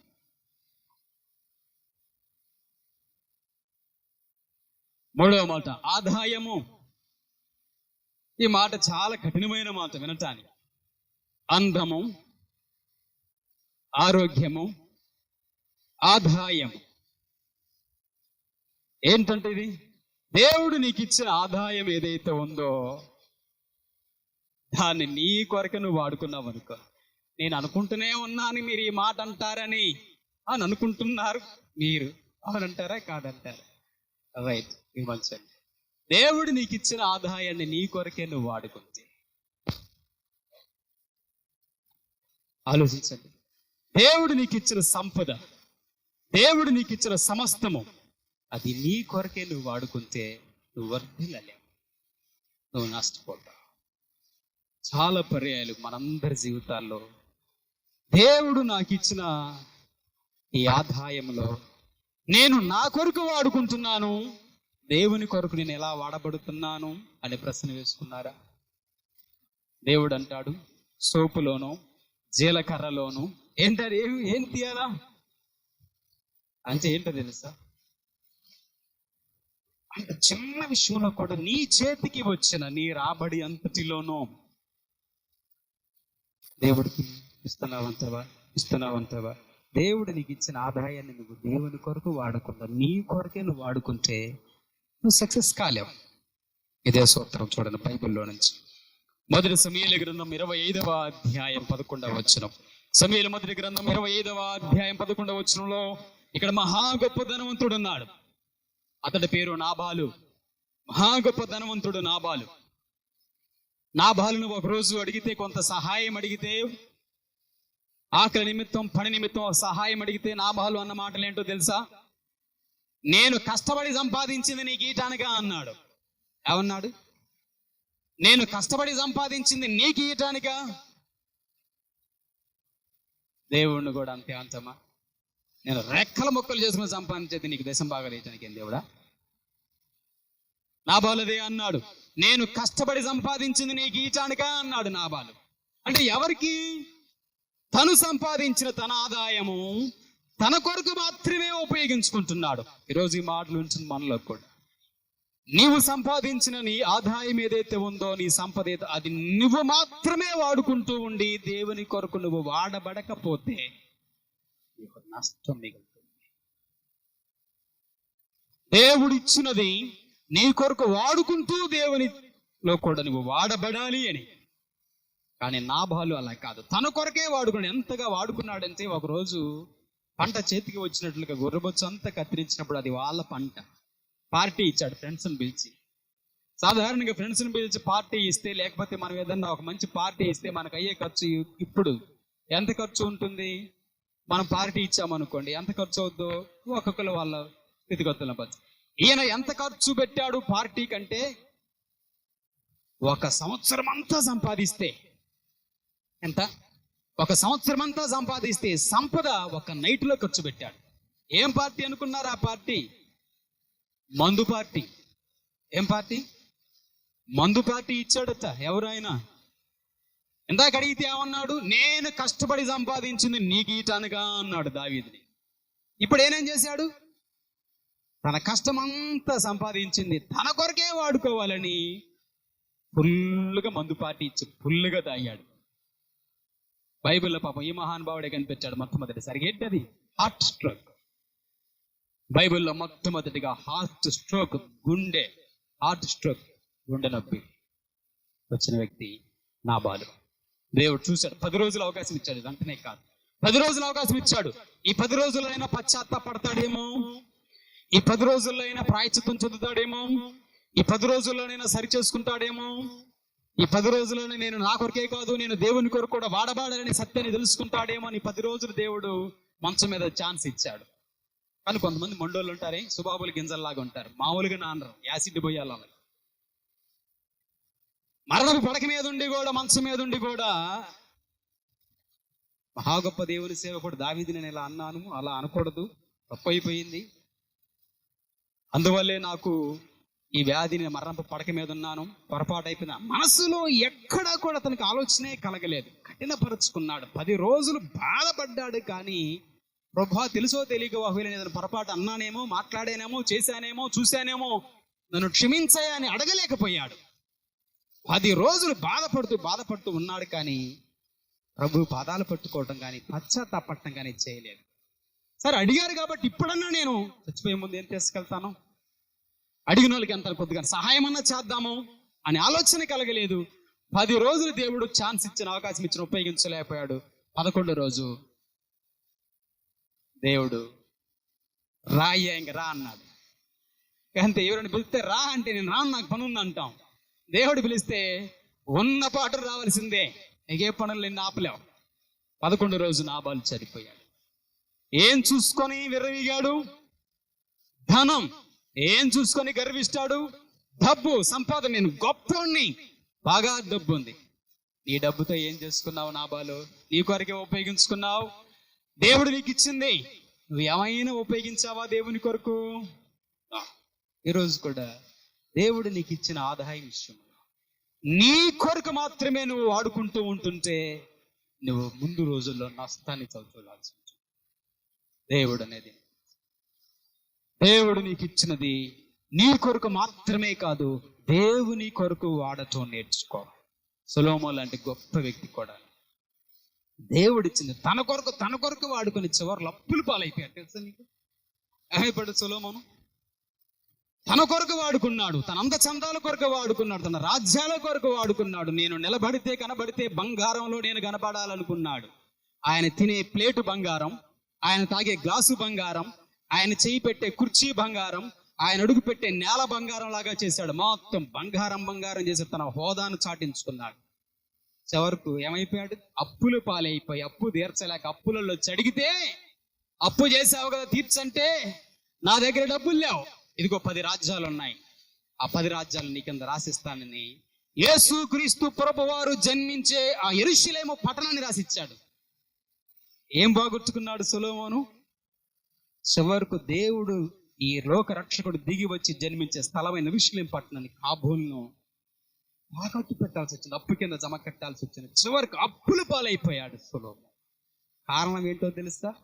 దేవుడు ఇచ్చింది ఆ రోజు ఆయనైనా ఈ రోజు మనమైనా అది నీ కొరకు మాత్రమే నువ్వు వాడుకుంటూ గొప్పని కావాలి, గొప్పదాన్ని కావాలి, నేను ఇంకా సంపాదించాలి, లక్షలు సంపాదించాలి, కోట్లు సంపాదించాలి, నీ కొరకు అనుకున్నావు అనుకో, దేవుడు దానికి చిన్న బెజ్జం పెడతాడు. సంచికి ఉందా లేదా మాట? ఎక్కడుంది బైబిల్లో? నీ కష్టార్జితం అంతయు చినిగిపోయిన సంచిలో వేసినట్టుగా ఉండును అంటే అడుగు లేదు సంచికి. నువ్వు ఎంత పయనించేసినా అది నిండదు. కష్టపడట్లేదా? కష్టపడుతున్నా. రెక్కల ముక్కలు చేసుకోవటం లేదా? బాగా రెక్కల ముక్కలు చేసుకుంటున్నావు. ఏముంది అంట? ఏం మిగిలింది? ఏముంది అంటే ఎంతసేపు చూసినా కలుగుతుందంటావా? కలుగుతుంది. చూడండి, లూకా సువార్త 12వ అధ్యాయం 19 నుండి 20 వచనాలలో ఒక ఆయన ఉన్నాడు. లూకా సువార్త 12వ అధ్యాయం 19 నుంచి 20 వచనాల్లో ఉన్నాడు. ఈయన మహా గొప్ప ధనవంతుడు. ఆ ఊరిలోనే గొప్ప ఆస్వామి ఆయన, గొప్ప భూస్వామి ఆయన, గొప్ప ధనవంతుడు ఆయన. ఆయనకు పంట బాగా పండింది. పని వాళ్ళంతా అయ్యగారు బాగా పంట పండింది అన్నారు. కుర్చీలో కాలు మీద కాలేసుకుని కూర్చొని అంటున్నాడు ఆయన, ఇక నా ప్రాణమా తిను, తాగినంత మత్తుకు దానం తాగు, తిను తాగు, నీకు ఏది చేయాలనిపిస్తే అది చెయ్యి. కోట్ల కొలది ఆస్తి నీకుంది, గోడౌన్ నిండా ఉంది ధాన్యం, ఎంతో విస్తారమైన ఆస్తి నీకుంది, ఇక నీకేం తక్కువ, కూర్చొని నువ్వు తిని తాగి హ్యాపీగా ఉండు అనుకుంటున్నాడు. ఏంటది? ఆదాయం చూసుకొని ఎవరి కోసం వాడుకోవాలనుకుంటున్నాడు? చెప్పండి, ఎవరి కోసం? లాజర్ లాంటి పేదోడి కోసమా? దేవుని కోసమా? తన కొరకు తను. ఈరోజు ఈ మాట్లాడుతున్న మనలో తిను తాగు సుఖించు, ఉన్న 4 రూపాయలు తిను తాగి సుఖించు, ఎంజాయ్ చేయి, ఆనందంగా ఉండు, తప్పు కాదు. ఆనందంగా ఉండడం తప్పు కాదు, కానీ దాంట్లో పాపమునకు తావు ఉండకూడదు. దేవుని కొరకు అది వాడబడకపోతే అది నీకు నష్టాన్ని కలిగిస్తుంది. ఆ ధనవంతుడు కూడా అంతే అనుకుంటే, దేవుడు ఆ రాత్రి కళ్ళలోకి వచ్చి అన్నాడు, ఓ వెర్రోడా అన్నాడు. అదేంటి నేను పెద్ద తెలివైన అనుకుంటే, అదేంటి నేను పెద్ద జ్ఞానవంతుడు అనుకున్నాను కదా, ధాన్యం అంతా ఎంత సంపాదిస్తే వెర్రోడు సంపాదిస్తాడా? ఇంత గోడౌన్ నిండా ధాన్యాన్ని పిచ్చోడు సంపాదిస్తాడా? ఇన్ని గోడౌన్ నిండా ధాన్యాన్ని నేను తెలివైనోడిని కాబట్టి ఎంత సంపాదించాను, ఇక తిన్నా తరగంత ఆస్తి సమకూర్చానంటే నేను తెలివైనోడిని అనుకుంటే వెర్రోడు అంటున్నావేంటి అన్నాడు. నువ్వు వెర్రవాడవే. అంత సంపాదించి చివరికి ప్రాణం పోగొట్టుకుంటే ఎవరు పాలైద్దది? అది తెలియద్దు నీకు అన్నాడు. ఆ రాత్రి దేవుడు చెప్పాడు, ఈ రాత్రి దేవదూతలు నీ దగ్గరకు వస్తున్నారు ఈ ప్రాణాన్ని తీసుకుపోవటానికి అన్నాడు. అప్పుడు చచ్చిపోయింది పాపం మనసు. ఏమైపోయాడు? అప్పుడు బిక్కు బిక్కుమన్నాడు. గుర్తుపెట్టుకోండి, దేవుడు ఇచ్చిన దానిని తన కొరకే వాడుకునే వ్యక్తి ఎవరైతే ఉన్నామో, దేవుడు నీకు ఇచ్చిన దానిని నీ కొరకు మాత్రమే, నీకోసం మాత్రమే వాడుకుంటే నువ్వెప్పటికీ నీ జీవితంలో సక్సెస్ సాధించలేవు. నువ్వెప్పటికీ నీ జీవితంలో ఎంత తలకిందులుగా ప్రయత్నాలు చేసినా కూడా దేవుని సహాయం లేకుండా, దేవుని చేతి ఆశీర్వాదం లేకుండా ఎప్పటికీ జీవితంలో పైకి రాలేవు. దేవుడు మహా గొప్ప స్థితిలో నిన్ను ఉంచాలి అంటే, దేవుడు నీకు ఇచ్చిన దానిలో నీవు నీ కోసం వాడుకుంటున్న సమయంలో దేవుని కొరకు కూడా నీవు వాడబడాలి. ఆమేన్. దానియేలు గ్రంథం 4వ అధ్యాయం 30వ వచనం. ఇక్కడ ఒక ఆయన ఉన్నాడు. తెలుసా ఆయన ఎవరు? నెబుకద్నెజర్ రాజు, బబులోను దేశాన్ని పరిపాలించిన మహా గొప్ప రాజు. ఈయనంతటి గొప్ప రాజు అంటే ఇప్పుడు కాదు, దాదాపు అప్పుడే. అప్పటికి ఇప్పటి నుంచి సుమారుగా లెక్క వేసుకుని వెనక్కిపోతే దాదాపుగా ఒక 3000 సంవత్సరాల దాకా సుమారుగా అంత టైంలోనే ఆయన గాలిలో పంటల పండించాడు. ఏం పంటలు? ఎక్కడ? భూమి మీద కాదు, నేల మీద కాదు, హ్యాంగింగ్ గార్డెన్స్, వేలాడే ఉద్యానవనాలు. మీరు ఇప్పటికి ఇంటర్నెట్లో కొట్టారనుకో హ్యాంగింగ్ గార్డెన్స్ అని ఈ మహాను గొప్ప భావుడు పేర్లు వస్తాయి. మహా గొప్ప తెలివైన వ్యక్తి, జ్ఞానం గల వ్యక్తి, రాజ్యాలను జయించాడు. ఆ రోజుల్లో నెబుకద్నెజర్ రాజు అంటే తెలియని వాళ్ళు లేదు. ప్రపంచం దాదాపుగా జయించేంత గొప్ప సామంతుడిగా ఉన్నాడు. ఆ రోజుల్లోనే ఆయనకున్న మేధశక్తితో నేల మీద కాదు, గాలిలో పంటలు పండించాడు. వాళ్ళ ఆవిడ కోరుకుందంట, నేను కిందకి దిగిపోకుండా ఉండాలి, నేను డాబాలో ఉండగానే పండ్లు కోసుకోవాలి, నేను డాబాలో ఉండగానే కూరగాయలు కోసుకోవాలి, కిందకు బాగకూడదని కోరుకుంటే, డాబాలో ఉండే వాళ్ళ ఆవిడ పండ్లు కోసుకునేటట్లుగా, డాబాలో ఉండే వాళ్ళ ఆవిడ కూరగాయలు కోసుకునేటట్లుగా, ఆమెకు కావలసిన ఆహార పదార్థాలు నేల మీద అడుగు పెట్టకుండానే పై స్టేర్లో ఉండగానే కావలసినట్లుగా ఆ రోజుల్లోనే వేలాడే ఉద్యానవనాలు కనిపెట్టాడు ఈయన గారు. అంత గొప్ప వ్యక్తి ఆయన. ఆ రోజుల్లో కట్టించిన విషయాలు, మ్యూజియంలు అవన్నీ చాలా చేశాడు. ఒకరోజు డాబా ఎక్కి ఆయన రాజుగారి కోట ఎక్కి దేశమంతా కనబడే అంత పెద్ద కోట కట్టించుకున్నాడు. ఎక్కి చూసుకొని ఆహా ఏమన్నాడు? ఆ వచనంలో 30వ వచనంలో ఏమన్నాడు? చదువు ఇప్పుడు. ఈ మహావిశాల పట్టణము నా బలాధికారము, నా ప్రభావ ఘనతలు. ఏమనుకుంటున్నాడు తెలుసా? డాబా కోటెక్కి ఇదంతా నా బలం వల్ల సంపాదించాను, నా ఘనతను చూపిస్తుంది అని, నేను సంపాదించానని తను సంపాదించింది దాన్ని బట్టి వెర్రవీగుతూ వచ్చాడు. అంతే. వారం రోజులు గడిచింది. ఎన్ని రోజులు? వారం రోజులు గడిచింది. ఏ బలాన్ని చూసి వెర్రవీగాడో, ఏ అధికారాన్ని చూసుకొని అహంకారం ఎక్కాడో, ఏ డబ్బును చూసి ఇది నాది నాది నాది అనుకున్నాడో, వారం రోజుల్లో దేవుడు గద్దిచ్చి గద్దెని దింపి గడ్డి మేపాడు. ఏం చేశాడు? వారం రోజుల్లో ప్రజలందరూ తరిమితే రాజ్యాన్ని వదిలిపెట్టి పారిపోయి అడవికి పోయాడు. అడవికి పోయి 7 సంవత్సరాలు పశువులాగా గడ్డి తిన్నాడు. జుట్టు పెరిగిపోయింది, గోర్లు పెరిగిపోయింది, పశువు నడిచినట్టంట, 2 కాళ్ళు 2 చేతులతో నడిచాడట. మృగంలాగా మారిపోయాడు, పశువులాగా మారిపోయాడు. తర్వాత చంపలు వేసుకొని బుద్ధి వచ్చింది, ప్రభువా నువ్వు లేకుండా నేను లేను, ఈరోజు నాది నాది అని నేను ఏదైతే నాది అనుకుంటున్నానో అది నువ్వు పెట్టిన భిక్ష అన్నాడు. ఏంటది? ఈరోజు నాది, నేను కష్టపడ్డాను, నేను సంపాదించాను. ఇప్పుడు అన్నాడు, నువ్వు ఇవ్వకుండా ఏది నా దగ్గర లేదు. ఈరోజు నాది అనేది ప్రతిదీ నీది, నువ్వు ఇచ్చినదే, ఈరోజు అంతా నీదే అంటూ చంపలు వేసుకున్న తర్వాత బుద్ధి వచ్చిన తర్వాత రా ఇప్పుడు రా అన్నాడు దేవుడు. అప్పుడు మళ్ళీ తీసుకెళ్ళి బుద్ధి వచ్చాక మళ్ళీ సింహాసనం మీద కూర్చోబెట్టి. కాబట్టి మన దేవుడికి ఏం తెలుసు? గద్దెను ఎక్కించడమో తెలుసు, గద్దెను దింపటమో తెలుసు, కొమ్ములు వస్తే కొమ్ములను విరవటం కూడా దేవునికి బాగా. కాబట్టి నెబుకద్నెజరు కానీ, వారందరి ధనవంతులు కానీ, నాబాలు కానీ, దేవుడు వాళ్ళకి ఇచ్చింది వాళ్ళు ఏం చేయాలనుకున్నారంటే వాళ్ళ కోసం మాత్రమే మేము సుఖంగా ఉండాలి, సుఖంగా జీవించాలి, తినాలి, హ్యాపీగా ఉండాలి, తాగాలి, విందులు వినోదాలతో అనుకున్నారు. కానీ దేవుడు తనకిచ్చిన దానిలో దేవుని కొరకు నేను వాడబడాలి అనే ఆలోచన ఆ రోజున వారికి కలగలేదు. ఈ రోజున మనకుందంటారా? దేవుడు నీకు ఇచ్చిన దానిలో నుండి నేను దేవుని కొరకు, నాకు మాత్రమే కాదు నేను దేవుని కొరకు వాడబడాలి అనే ఆలోచన నీకు లేకపోతే, దేవునికి ఇవ్వకుండా నువ్వు ఎంత దాచుకున్నా అది ఒక రోజుకు పురుగు పట్టుద్ది. దేవునికి ఇవ్వకుండా నీ కొరకు వాడుకున్నది ఏదైతే ఉందో అది నీకు ఎప్పటికీ క్షేమం కానే కాదు.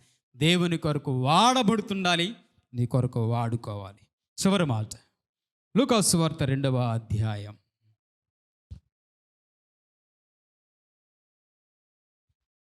సరే, 2వ అధ్యాయంలోకి వెళ్ళేటప్పుడు మీకు ఒక మర్మం చెప్తాను.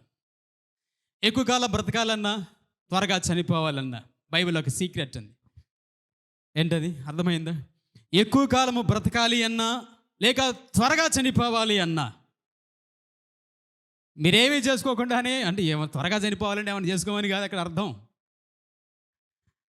త్వరగా చనిపోవాలి అన్నా, మరణం త్వరగా రావాలి అన్నా, త్వరగా చనిపోవాలంటే మరణం త్వరగా రావాలి అన్నా, లేదా లేదు లేదు నేను ఇప్పుడే చనిపోను ఇంకా బ్రతకాలి ఎక్కువ కాలం అనాలి అన్నా, అది నీ చేతుల్లో ఉంది. తెలుసా సూత్రం? వాస్తవం గుర్తుపెట్టుకోండి. చాలామంది ప్రాణం ఎప్పుడు పోద్దాం, ఎప్పుడు దేవుడు, వాస్తవమే అది. అయినప్పటికీ కూడా నువ్వు భూమి మీద మరింత ఎక్కువ కాలం బ్రతకాలంటే బైబిల్ ఒక మర్మం ఉంది. లేదా త్వరగా నువ్వు చనిపోవాలి అంటే అది కూడా ఉంది. త్వరగా చనిపోవాలంటే ఏంటో తెలుసా? చెప్తానండి. ప్రసంగి 7:17. త్వరగా చనిపోవాలంటే ఏమీ లేదు, సింపుల్ టెక్నిక్. దేవుని బాధ పెట్టే పనులు చేయి. ఏంటది? దేవుని బాధ పెట్టే పనులు చేయి, అంతే. దేవుని కోపం నీ మీదకి వచ్చినప్పుడు దేవుని టికెట్ చించేస్తాడు. ప్రసంగి 7:17లో నువ్వు అధికంగా దుర్మార్గ పనులు చేయకో, నీ కాలం కంటే నువ్వు ముందు ఎందుకు చచ్చిపోతావు అంటాడు. ఏంటంట? త్వరగా చనిపోవాలని. దేవుని ఎప్పటికైతే దేవుడికి వ్యతిరేకంగా దుర్మార్గంగా మనం జీవిస్తామో, దేవుడు ఎన్నిసార్లు అవకాశం ఇచ్చినా మార్చకుండా ఉంటామో, దేవుడిగా లేపేస్తాడు. నీ కాలానికంటే ముందే వెళ్ళిపోతావు. ఇది ఒక పద్ధతి. లేదు లేదు నేను భూమి మీద మరింత కొంతకాలం జీవించాలి, లేదు లేదు భూమి మీద నేను ఇంకా కొంతకాలం జీవించాలి అనే కోరిక నీకు ఉందనుకో, దానికి కూడా బైబిల్లో ఒక సూత్రం ఉంది. ఏంటో తెలుసా? అది ఒక సీక్రెట్ చెప్తాను. ఎక్కువ కాలం బ్రతకాలనుకునే వాళ్ళకు, ఎక్కువ కాలం బ్రతకాలంటే సింపుల్గా యెషయా 38వ అధ్యాయం మన సూత్రం ఏంటో తెలుసా? నువ్వు ఎక్కువ కాలం భూమి మీద బ్రతకాలనుకున్నప్పుడు ప్రభువుకు ఇష్టమైన వ్యక్తివిగా, ప్రభువును సంతోషపెట్టే వ్యక్తిగా, ప్రభువు కొరకు నువ్వు వాడబడే వ్యక్తిగా జీవించాలి అని నువ్వు అనుకునే ఆలోచన నువ్వు ఎక్కువ కాలం బ్రతికిస్తుంది. దేవుడు అంటాడు, ఇతను నా కొరకు వాడబడుతున్నాడు, ఈమె నా కోసం వాడబడుతుంది. కాబట్టి ఈ రోజుతో ఈ లైఫ్ అయిపోయింది, ఈ రోజుతోటి మరణం డేట్ వచ్చేసింది, ఇంకా నేను ఎక్స్టెండ్ చేస్తా. తెలుసా? మన లైసెన్సులు ఇవన్నీ అయిపోతాయి, మురిగిపోతాయి. మురిగిపోయినప్పుడు మళ్ళీ ఆర్టీఓ ఆఫీసు పోయి అక్కడికి పోయి మళ్ళీ రెన్యువల్ చేయించుకుంటాం. మళ్ళీ ఒక 5 సంవత్సరాలు 15 సంవత్సరాలు. దేవుడు కూడా యెషయా లైఫ్ బార్డర్ పెట్టేశాడు. ఈ రోజుతో అయిపోయాడు హిజ్కియా లైఫ్. దేవుడు మళ్ళీ హిజ్కియా వచ్చి పశ్చాత్తాపంతో దేవుడి సన్నిధిలో, ప్రభువా నేను తెలుసో తెలియక ఒకవేళ ఏమైనా తప్పు చేశానేమో క్షమించు, నేను ఎంత భక్తిగా మీకోసం జీవించానయ్యా, నేను బ్రతుకుంటే మీ సేవ చేస్తాను కదా, నేను బ్రతుకుంటే మీకోసం నేను వాడబడతాను కదా, నేను బ్రతుకుంటే నా బ్రతుకంతా ఆ మిగిలిన శేష జీవితం అంతా ప్రభువా మీ సేవలో సేవకుడికి సహకారంగానైనా ఉంటాను కదా, కుడిభుజంగానైనా ఉంటాను కదా అని ఒక చక్కటి ఆలోచన చేశాడు. అంతే, పో నీ లైఫ్ రెన్యువల్ చేశానని దేవుడు ఎక్స్టెండ్ చేశారు 15 సంవత్సరాలు. ఇదే సూత్రం. లైఫ్ ఎప్పుడు మనకు లైఫ్ స్పాన్ పెరగాలి, ఆయుష్కాలం పెరగాలి అంటే దేవుని సేవలో వాడబడాలా, సేవకు సహకారంగా నిలబడాలి. పరిచర్యలో వాడబడుతున్నప్పుడు దేవుడు పిలుపు రాదు, పరిచర్యలో వాడబడుతున్నాడు, ఆ పనిని తుదముట్టించే వరకు దేవుడు నిన్ను నిలబెట్టుకుంటాడు. మరింత కొంతకాలం ఆయన ఆయుష్కాలం పొడిగిస్తాడు. ఇది సీక్రెట్. ఇక్కడ కూడాను ఆయుష్, దేవుడు నీకు ఇచ్చిన ఆయుష్, ఇది ఎవరు పొదుపు చేయలేరు. పొదుపు చేయగలరా? వయసు పెరిగిపోతుంటుంది కానీ ఎవరు వయసును ఆపరు. ఆయన అప్పటికప్పుడు అడుగుతున్న, బర్త్డే వచ్చినప్పుడు నీ వయసు అంత అంటే 2 సంవత్సరాలు తక్కువే చెబుతుంటారు. ఎందుకు? పాపం అంతే, అప్పుడే నాకు అన్ని నీళ్ళు వచ్చినాయా అని అనుకుంటారేమో, ముసలోడు అయిపోయాను అనుకుంటారేమో, ముసలామని అయిపోయాను అనుకుంటారేమో, తక్కువ చెప్తా ఉంటాం. వాళ్ళ సాధారణంగా ఇప్పుటోళ్ళు కాదు. అయినా గుర్తుపెట్టారు, ఆయుష్ని ఎవరు పొదుపు చేయలేరు. నీళ్లు పొదుపు చేయొచ్చు, కరెంటు పొదుపు చేయొచ్చు, డబ్బు పొదుపు చేయొచ్చు, కానీ ఆయువును ఎవరూ పొదుపు చేయలేం. కానీ దేవునిలో గొప్ప భాగ్యం ఉంది.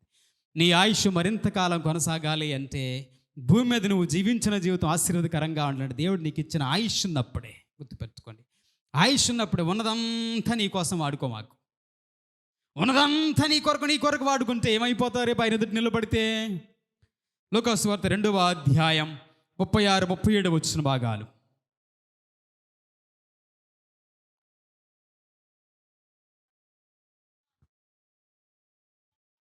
రైట్. ఏం పేరు అంటే ఏం పేరు? అన్న. ఏం పేరు? అన్న. ఈమెకు ఉన్న ఆయుష్కాలంలో చిన్నతనములోనే ఆమె విధవరాలుగా మారిపోయింది. పెళ్ళైన కొద్ది రోజులకి, అప్పుడు ఆ టైంలో చిన్నప్పుడే పెళ్లి చేశారు. పెళ్లి చేసిన కొద్ది రోజులకి భర్త చనిపోయాడు. భర్త చనిపోతే ఇక మిగిలిన నా జీవితం అంతా ఏంటి, నా ఆయుష్ అంతా ఏంటి, ఏం చెయ్యాలా దేవుడు తనకిచ్చిన ఆయుష్కాలంలో ఆమె గురించి చక్కగా వ్రాయబడిన మాట, ఆమె దాదాపు 84 సంవత్సరాలు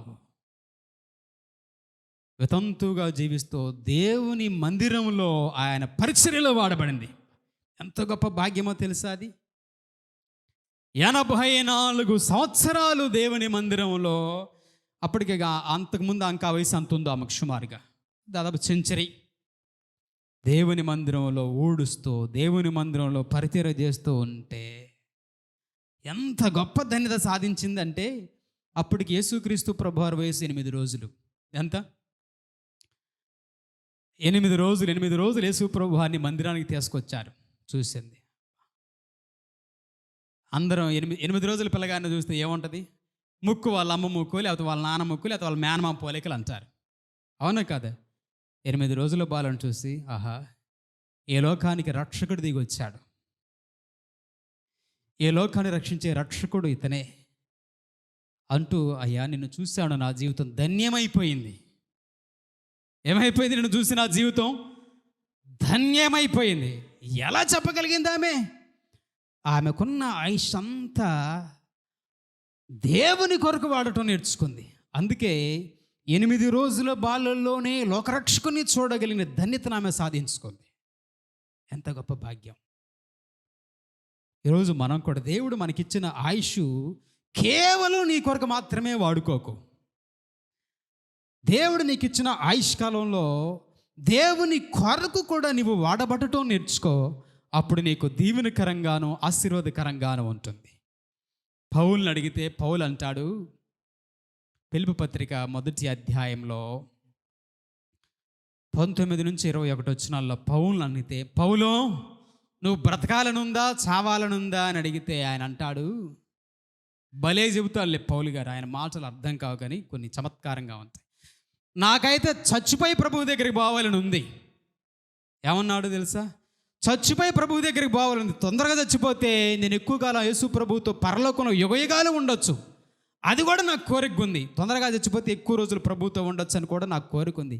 కానీ మిమ్మును చూస్తే, మిమ్మును ఇలాగ నేను వదిలిపెట్టి వెళ్ళిపోతే, మీరు రక్షణలో యేసు ప్రభు పోలికలోనికి రాకుండా ఇక్కడే ఆగిపోతే, మిమ్మల్ని చూస్తే మరలా కొన్ని రోజులు భూమి మీద బ్రతకాలని ఉంది అన్నాడు. ఆయన భలే మాట. ఒకసారి చదువుదాం ఆ మాట. ఫిలిప్పీ పత్రిక 1వ అధ్యాయంలో నుండి, నేను ఇరుక్కులో పడి ఉన్నాను అంటాడు. చూడండి 23వ వచనం, 22 కూడా. అయినను శరీరముతో నేను జీవించుటయే నాకున్న పనికి సాధనమైన ఎడల నేనేమి కోరుకుందునో నాకు తోచలేదు. ఈ రెంటి మధ్య ఇరుకునబడి ఉన్నాను. నేను వెడలిపోయి క్రీస్తుతో కూడా ఉండవలని ఆశ నాకు ఉంది, అది నాకు మరీ మేలు. అయినను నేను శరీరమందు నిలిచి ఉండుట మిమ్మును బట్టి మరి అవసరమై ఉంది. ఏమంటున్నాడు తెలుసా? తొందరగా చనిపోయి పరలోకం వెళ్ళి ప్రభువు దగ్గర ఉండాలని ఆశ నాకుంది, కానీ మిమ్మల్ని అందరం చూస్తే భూమి మీద నేను ఉండటం మీకు అవసరమని కూడా నాకు అనిపిస్తుంది. నేను వెళ్ళిపోతే మరలా మీరు ఎలా ఆగిపోతారో, ఎలా చల్లారిపోతారో అని మిమ్మల్ని చూసి నాకు భయం వేసి, భూమి మీద మిమ్మల్ని బట్టి నేను ఉండటం కొద్ది రోజులు అవసరమై ఉంది అన్నాడు. ఆయనకి ఏమాత్రం భయం లేదు. చావు అంటే మరణమత. ఆయన అన్నాడు, నాకున్న ఆయుష్ అంతా ప్రభువా మీ కొరకు నేను వాడబడతాను, వాడుకో యేసయ్యా, నన్ను వాడుకో అంటూ మాట్లాడాడు పౌలు. కాబట్టి మనం కూడా వాడబడకముందే వాడిపోకముందే యేసు ప్రభువులో మనం ఆయన చేతిలో వాడబడాలి. ఆకుకూరలో వడబడి ముడతల పడికి ఎలాగైతే పనికి రాకుండా ఉంటాయో, అలా మన జీవితం అంతా వడబడక ముందే మన జీవితంలో దేవుడిచ్చిన అందం, ఆరోగ్యం, ఆదాయం, ఆయుష్ ఏదైతే ఉందో వీటన్నిటిలో ప్రభువా నీవు నన్ను వాడుకో. నేను రాలిపోకముందే నన్ను వాడుకో. నేను ఈ లోకం నుంచి తీసివేయకముందే నువ్వు నన్ను వాడుకో. దేవుడు నీకు ఇచ్చినది ఏదైనా సరే గుర్తుపెట్టుకో. దేవుడు నీకు ఇచ్చిన ఏదైనా సరే నువ్వు గుర్తుపెట్టుకో. అది నీకు మాత్రమే నువ్వు వాడుకుంటే నీకు మేలు కాదు. బైబిల్లో నుండి మీకు 3 మాటలు చెప్తే వరకు ముగిస్తాను. సొలొమోను జీవితంలో కానీ, చాలామంది జీవితాల్లో కానీ, భక్తుల జీవితాల్లో, ఇక్కడున్న వారి జీవితాల్లో, ఆసా జీవితంలో, ఉజ్జా జీవితంలో, వాళ్ళందరి జీవితాల్లో ఎందుకు వాళ్ళు వాళ్ళ కోసం మాత్రమే వాడుకుంటూ వాళ్ళ జీవితంలో దేవుడిచ్చిన వాటిని దేవుని కోసం వాడబడలేకపోయారో తెలుసా? 3 విషయాలు. 1, వాళ్ళు ఎందుకు అంత గొప్పగా, సొలొమోను అంత గొప్ప చివరికి అప్పుల పాలైపోయాడు. నెబుకద్నెజరు రాజు 7 సంవత్సరాలు గడ్డి మేశాడు, గడ్డి తిన్నాడు. ఉజ్జియా, ఆసా ఇద్దరు గొప్ప రాజులు, ఒకళ్ళు కుష్ఠవ్యాధి చేత, ఒకళ్ళు క్యాన్సర్ వ్యాధి చేత వాళ్ళిద్దరూ చచ్చిపోయారు. ఎందుకు వాళ్ళ జీవితాలు అంత పతనమైపోయాయి? ఏంటి వాళ్ళ జీవితాలు అంత గొప్పగా ఉండవలసిన వాళ్ళు ఎందుకు పతనమైపోయారు? 3 విషయాలు చెప్తాను. ఎందుకు వాళ్ళు ముందస్తులోనే వాళ్ళ ఆయుష్ను పోగొట్టుకుంటున్నారు? ఫెయిల్యూర్ అవ్వటానికి 3 కారణాలు. ఈరోజు మన జీవితంలో కూడా ఈ 3 ఉంటే నువ్వు మరింత జాగ్రత్తగా ఉండవలసిన. 1, ఆనాడు ఉజ్జియా కానీ, ఆసా కానీ, ఆ సొలొమోను కానీ వాళ్ళు ఫెయిల్ అవటానికి వాళ్ళ జీవితాల్లో మొదటి కారణం, వాళ్ళకు వాక్యం తెలుసు కానీ లోబడలేదు. ఏంటో తెలుసా? వాళ్ళకి వాక్యం, సొలొమోనుకి వాక్యం అంతా తెలుసు. వాళ్ళ తండ్రి దావీదు నుంచి అంతా నేర్చుకున్నాడు, కానీ వాక్యానికి లోబడలేదు. ఈరోజు మన జీవితాల్లో కూడా నీకు వాక్యం తెలుసు, చెప్పు అనగానే కళ్ళు మూసుకొని గడగడగడ ఎక్కాలపు చెప్పినట్టు చెబుతూ ఉంటాం. వాక్యాలు వచ్చిన వాళ్ళు రెఫరెన్స్లో ఏముండదు తెలుసా? ఆ వాక్యానికి లోబడకపోతే, వాక్యం తెలిసి కూడా వాక్యానికి లోబడకపోతే అది నీ ఫెయిల్యూర్లో మొదటి కారణం. 2, వారు ఫెయిల్ అవ్వడానికి 2వ కారణం, వాళ్ళ జీవితంలో 1 తిమోతి పత్రిక 4వ అధ్యాయం 7వ వచనం. 1 తిమోతి పత్రిక 4వ అధ్యాయం 7వ వచనం. ఆత్మీయమైన సాధన లేదు వాళ్ళకు. ఏమి లేదు? ఆత్మీయ సాధన లేదు. మనం ఉపయోగించే రోజు కొడవలి దాన్ని సానబట్టలేదు అనుకోండి, ఏమైపోద్ది? అప్పుడప్పుడు డైలాగ్ కొడుతుంటాం, పేక్ కోసుకున్నదే కదా అంటాం. అంటే ఏంటిదని అర్థం? అది మొద్దుబారిపోయింది. దేవుడు అదే అంటాడు 1 తిమోతి 4:7లో కూడా, ఆత్మమైన విషయములలో మీరు సాధకము చేయాలి. ప్రార్థన విషయంలో, వాక్యం విషయంలో, సహవాస విషయంలో, ఆత్మీయతలో ఏం కావాలంటే రోజు సాధన. అంటే ఎక్సర్సైజ్ చేసే వాళ్ళకి శరీరం ఎంత బలంగా తయారవుతుందో, దేవుని విషయంలో, ఆత్మీయ విషయంలో, ప్రార్థన విషయంలో, వాక్యం విషయంలో, ఆత్మీయ విషయంలో కూడా రోజు స్పిరిచువల్ ఎక్సర్సైజ్, ఆత్మీయ సాధన ఉండాలట. అది లేదు. సొలొమోను రాజు అయ్యాడు కానీ దేవుని మందిరానికి కట్టించాడు కానీ పోయింది లేదు. తర్వాత ఆయనకున్న ఇల్లు అయ్యే సరిపోయాయి. ఒక్కొక్క ఇల్లు, రోజుకు ఒక ఇల్లు పోయినా ఆయనకు అదే సరిపోయింది. ఇంక నేను దాన్ని మీకు వివరించి చెప్పలేను. ఏమి లేదు, తెలుసు కానీ పోడు. దేవుని మందిరానికి పోవాలని తెలుసు, సొలొమోను పోలేదు. ఈరోజు ఆదివారం అనగా దేవుని మందిరానికి పోవాలని తెలుసు, నువ్వు లోబడలే. 2, ఆత్మీయ సాధన చేసుకోవాలి. నా ప్రార్థనా జీవితాన్ని అట్లా పెట్టేస్తే, వాక్యాన్ని అలా పెట్టేస్తే మొద్దుబారిపోద్ది. వస్తువును పదును పెట్టినట్టుగా దేవుడే అన్నాడు, ఎప్పటికప్పుడు ఆత్మీయ జీవితాన్ని పదును పెట్టుకోవాలి. ఎప్పటికప్పుడు దేవుని వాక్యం చదవాలి, దేవుని వాక్యం వినాలి, ప్రార్థనకు వెళ్ళాలి, ప్రార్థన చేసుకోవాలి. ఇది లేదు. వాళ్ళ నాన్నగారు దావీదు గారు రోజు అంత బిజీగా రాజుగా ఉన్నప్పటికి కూడా మారిపోయేవాడు. 3 రోజులో 3 సార్లు దేవుని ఆలయానికి పోయేవాడు దావీదు. ఈయన ఒకసారి పోవడానికి ఎందుకు? ఈయనకు కొంపలు ఎక్కువైపోయాయి. ఇక మాట చెప్పాను, ఏమి ఎక్కువైపోయాయి? దావీదుకు తక్కువ ఉంటే ఈయనకు 1000 మంది భార్యలు అయిపోయారు. ఇంకెక్కడ పోతాడు దేవుడి మందిరానికి? చివరకు ఆయన కొంపను వాళ్ళు కూల్చేశారు. అందుకే దేవుని కోపం వచ్చేసింది సొలొమోను మీద. ఎక్కడ ఏమీ లేదు, ప్రార్థనా జీవితం ఉంది, తండ్రి నుంచి ఎంతో కొంత నేర్చుకున్నాడు. ఏమి చేయాల తర్వాత? అయ్యో నేను కూడా మా నాన్నలాగా దేవుని మందిరానికి వెళ్ళాలి. దేవుని మందిరానికి వెళితే దేవుని చేత ఏమవుతాడు? గద్దించబడతాడు, హెచ్చరించబడతాడు, సరిచేయబడతాడు. ఇది ఎప్పుడైతే వదిలిపెట్టాడో, ఆత్మీయమైన సాధన, ప్రార్థన ఎప్పుడైతే వదిలిపెట్టాడో, లోకం వైపు లేకపోయారు. ఒకళ్ళ తర్వాత ఒకళ్ళు 1000 మంది లేకపోతే చివరికి వాళ్ళు ఏం చేశారు? సొలొమోను పతనం చేసి పడేశారు. ఏ సొలొమోను, నువ్వు పెద్ద తెలివైన వాడు అన్నారు కదా అందరూ. నీ తెలివితేటలను చూడటానికి షేబా నుంచి, అక్కడ నుంచి ఆమె ఎవరో వచ్చింది, శవాదేశపు రాణి వచ్చి, అబ్బో సొలొమోను మహా గొప్ప జ్ఞానవంతుడు అన్నారు. చివరికి ఏంటయ్యా అట్ట పతనమయ్యావు? ఏమి లేదు సొలొమోనులో, ఆత్మీయమైన సాధనలు. ఈరోజు కూడా ఏమి లేదు తెలుసా? చాలామందికి ప్రార్థన ఎప్పుడు పాడిందే పాడరా, పాసిపల్ల దాసరా అని నువ్వు ఎప్పుడు 2 మొక్కల ప్రార్థన తప్ప ఇంకో మొక్క నీకు నడవదు. నడుచుద్దా? ఎప్పుడు వాక్యం అంతే, ఎప్పుడు ప్రార్థనది ఏంటి? ఇంకా వృద్ధి ఎక్కడ? పదును రావాలట ఆత్మీయ జీవితంలో. రోజు గడుస్తున్న కొద్దీ, క్యాలెండర్లో పేజీలు చించేస్తున్న కొద్దీ నీ జీవితంలో కూడా కొత్తదనం రావాలి. పాత క్యాలెండర్ పక్కన పెట్టావు, కొత్తది వచ్చింది. మరి నీ జీవితంలో వచ్చిన కొత్తదనం ఏది? అదే దేవుడు కోరుకున్నాడు. శరీర సాధకము కంటే ఆత్మీయమైన సాధకం మరింత మనకు అవసరం అన్నాడు. కాబట్టి నీ ప్రార్థనా జీవితం కానీ, నీ ఆత్మీయ జీవితం కానీ నువ్వు సాధనం చేసుకోవాలి. మొన్నటి కంటే నిన్నటి కంటే ఈరోజు కంటే రేపు మరింతగా దేవుళ్ళని ఎదగాలి, పెరగాలి అనుకున్నప్పుడు దేవుడు నిన్ను చక్కగా ఆశ్రయిస్తాడు. నీలాంటి వ్యక్తి నాకు అవసరం అంటాడు దేవుడు. అందుకోసం నీకు ఎన్ని కావాలన్నీ దేవుడు సమకూరుస్తాడు. ఆయన అన్నింటినీ నీవు కోరిందల్లా ఉంటుంది. బైబిల్లో ఒక మాట యోబు గ్రంథంలో ఉంటుంది. యోబు అంటుంది సార్, నేను అడుగు పెట్టిన పాదమల్ల, నేను అడుగు పెట్టిన కడల నేతిలో పడ్డట్టుందంట. యోబు గారికి అట్టుంది నేతిలో అడుగు పెట్టినట్టుందంట. అంటే గొప్ప తక్కువనా కదా? నడుగు పెట్టినప్పుడల్లా నేతిలో పాదం పెట్టినట్టుగా అంత గొప్పగా దేవుడు యోబుని ఆశీర్వదించాడు అన్నాడు. తర్వాత మనం కూడా ఎట్లా ఉంది, దేవునికి ఇష్టలుగా మారిపోయినప్పుడు, దేవునిలో మన ప్రార్థన ఆత్మీయ జీవితాన్ని సాధకం చేసుకున్నప్పుడు నువ్వు పట్టిందల్లా బంగారం అయిపోద్ది. ఆదికాండం 30:30లో ఉంటుంది ఒక మాట, అడుగు పెట్టినప్పుడల్లా యాకోబు విషయంలోను ఆదికాండం 39వ అధ్యాయం 5వ వచనంలో ఉంటుంది. యేసేపు అడుగు పెట్టినప్పుడల్లా దేవుడు ఏమన్నా తెలుసా, నువ్వు ఎక్కడ అడుగు పెడితే అక్కడ నేను ఆశీర్వదిస్తా పో అన్నాడు. అంతే. నువ్వు ఎక్కడికి వెళ్తావో అక్కడ నేను వస్తా, నిన్ను వదిలిపెట్టి నేను ఉండలేను అన్నాడు దేవుడు యేసేపుతో. ఏమన్నాడు? నిన్ను వదిలిపెట్టి నేను ఉండలేను, నువ్వు జైలుకి వెళ్తావా, నేను వస్తానని దేవుడు యేసేపుతో పాటు జైలుకి వెళ్ళాడు. 37వ అధ్యాయం. అర్థమవుతుందా? ఎంత గొప్ప దేవుడు! 39వ అధ్యాయం ఎంత గొప్ప దేవుడు! కాబట్టి ఏం కావాలి అంటే మన ఆత్మీయ జీవితం వృద్ధి పడాలి, ఇంకా ఇంకా ఇంకా ఇంకా ఎదగాలి. అప్పుడు దేవుడు నీకు తోడుగా. అలా కాకుండా ఎక్కడేసిన గొంగలు అక్కడే ఉన్నావు అనుకో, ఎప్పుడు ఆ రెండు మొక్కలు ప్రార్థన, ఎప్పుడు వస్తావు అక్కడే కూర్చుంటావు, అక్కడే వెళ్ళిపోయి ఎక్కడ ఇంకా ఇంప్రూవ్మెంట్ ఏది? దేవుని కొరకు గుర్తుపెట్టుకొని. ఇక 3వ మాట, 1 దేవుని వాక్యము తెలుసు కానీ లోబడవు, 2 ఆత్మీయమైన సాధన లేదు, 3 ప్రాముఖ్యమైన మాట, నువ్వు నీ నాయకులకు సేవకులకు లోబడవు. ఏంటది? నాయకులకు సేవకులకు లోబడ. నీ జీవితంలో ఎప్పుడైనా ఒక సీక్రెట్ చెప్తాను, గుర్తుపెట్టుకోండి. నీ జీవితంలో వర్ధిల్లాలి అన్నప్పుడు, నీ జీవితంలో పైకి రావాలి అన్నప్పుడు, సాధించాలనుకున్నప్పుడు, నీ సేవకుడు ఆశీర్వదించకుండా, నీ సేవకుడు దీవించకుండా నీవు వర్ధిల్లలేవో. నీ సేవకుని మాటను పెడచెవిని పెట్టి వెళ్ళిపోతే నీవు ఎప్పటికీ దీవించబడలేవో.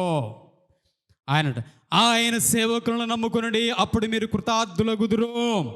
ఆయన సేవకు ఎప్పుడైనా గుర్తుపెట్టు, మన జీవితంలో సేవకుని మాటను కాదని తృణీకరించి వెళ్ళిపోయినప్పుడు, సేవకులను ఆ మాటను నెట్టివేసి వెళ్ళిపోయినప్పుడు నువ్వు సక్సెస్ కాలేవు, నువ్వు ఫెయిల్యూర్ అవుతావు నీ జీవితంలో.